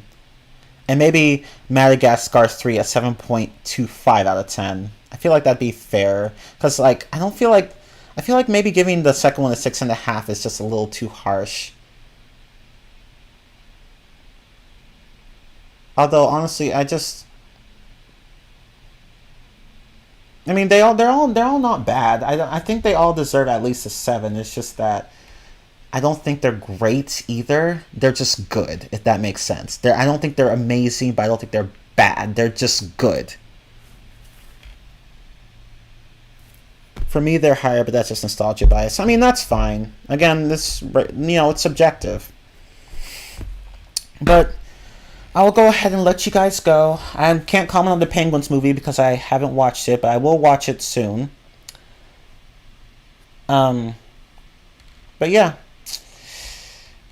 And after I watch the Penguins movie, I'm going to focus on Kung Fu Panda. The first 3 movies and the holiday movie.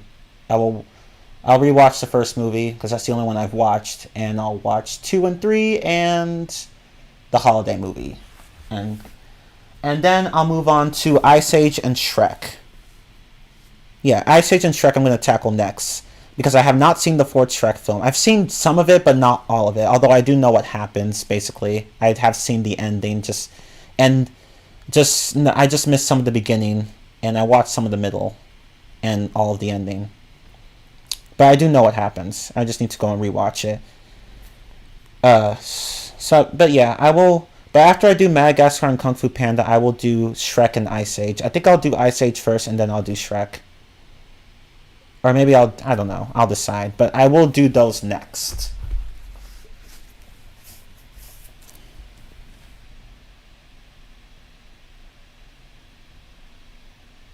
Oh, you saw a sneak preview for the Penguin show when you got home on Nick? Oh. Okay. Huh. Cool. Yeah, that show was being promoted quite a bit. But yeah, I liked the show. It was nice. I can't remember how the title sequence went. Although that title sequence wasn't in the DVDs. Makes sense. I mean, the show was still pretty new at the time. But anyway. But yeah. Now I finally got to finish watching the first Madagascar film. Because I did remember some of what happened. I just didn't get to watch the ending. And I watched the second and third ones. They're all good. But I don't think they're amazing, if that makes sense. But DreamWorks definitely did try. Like, they tried and did a pretty good job. The animation was great. The stories were good. Yeah. But yeah. I'll go ahead and let you all go now. This was fun. Can't wait to touch Madagascar and Kung Fu Panda next week. And then after that, Shrek and Ice Age. And Shrek will be mostly positive. Ice Age as well, I guess. Madagascar and Kung Fu Panda will probably be almost entirely positive. So, but, yeah. Anyway, thank you all so much for watching this series. This Rantstream. Well, series, both. Because I'm doing a Rantstream series on movies, might as well. While I'm taking a break from gaming. But anyway, see you all next time. I'm Team Roll 15, and thank you all so much for watching. Deuces, and goodbye.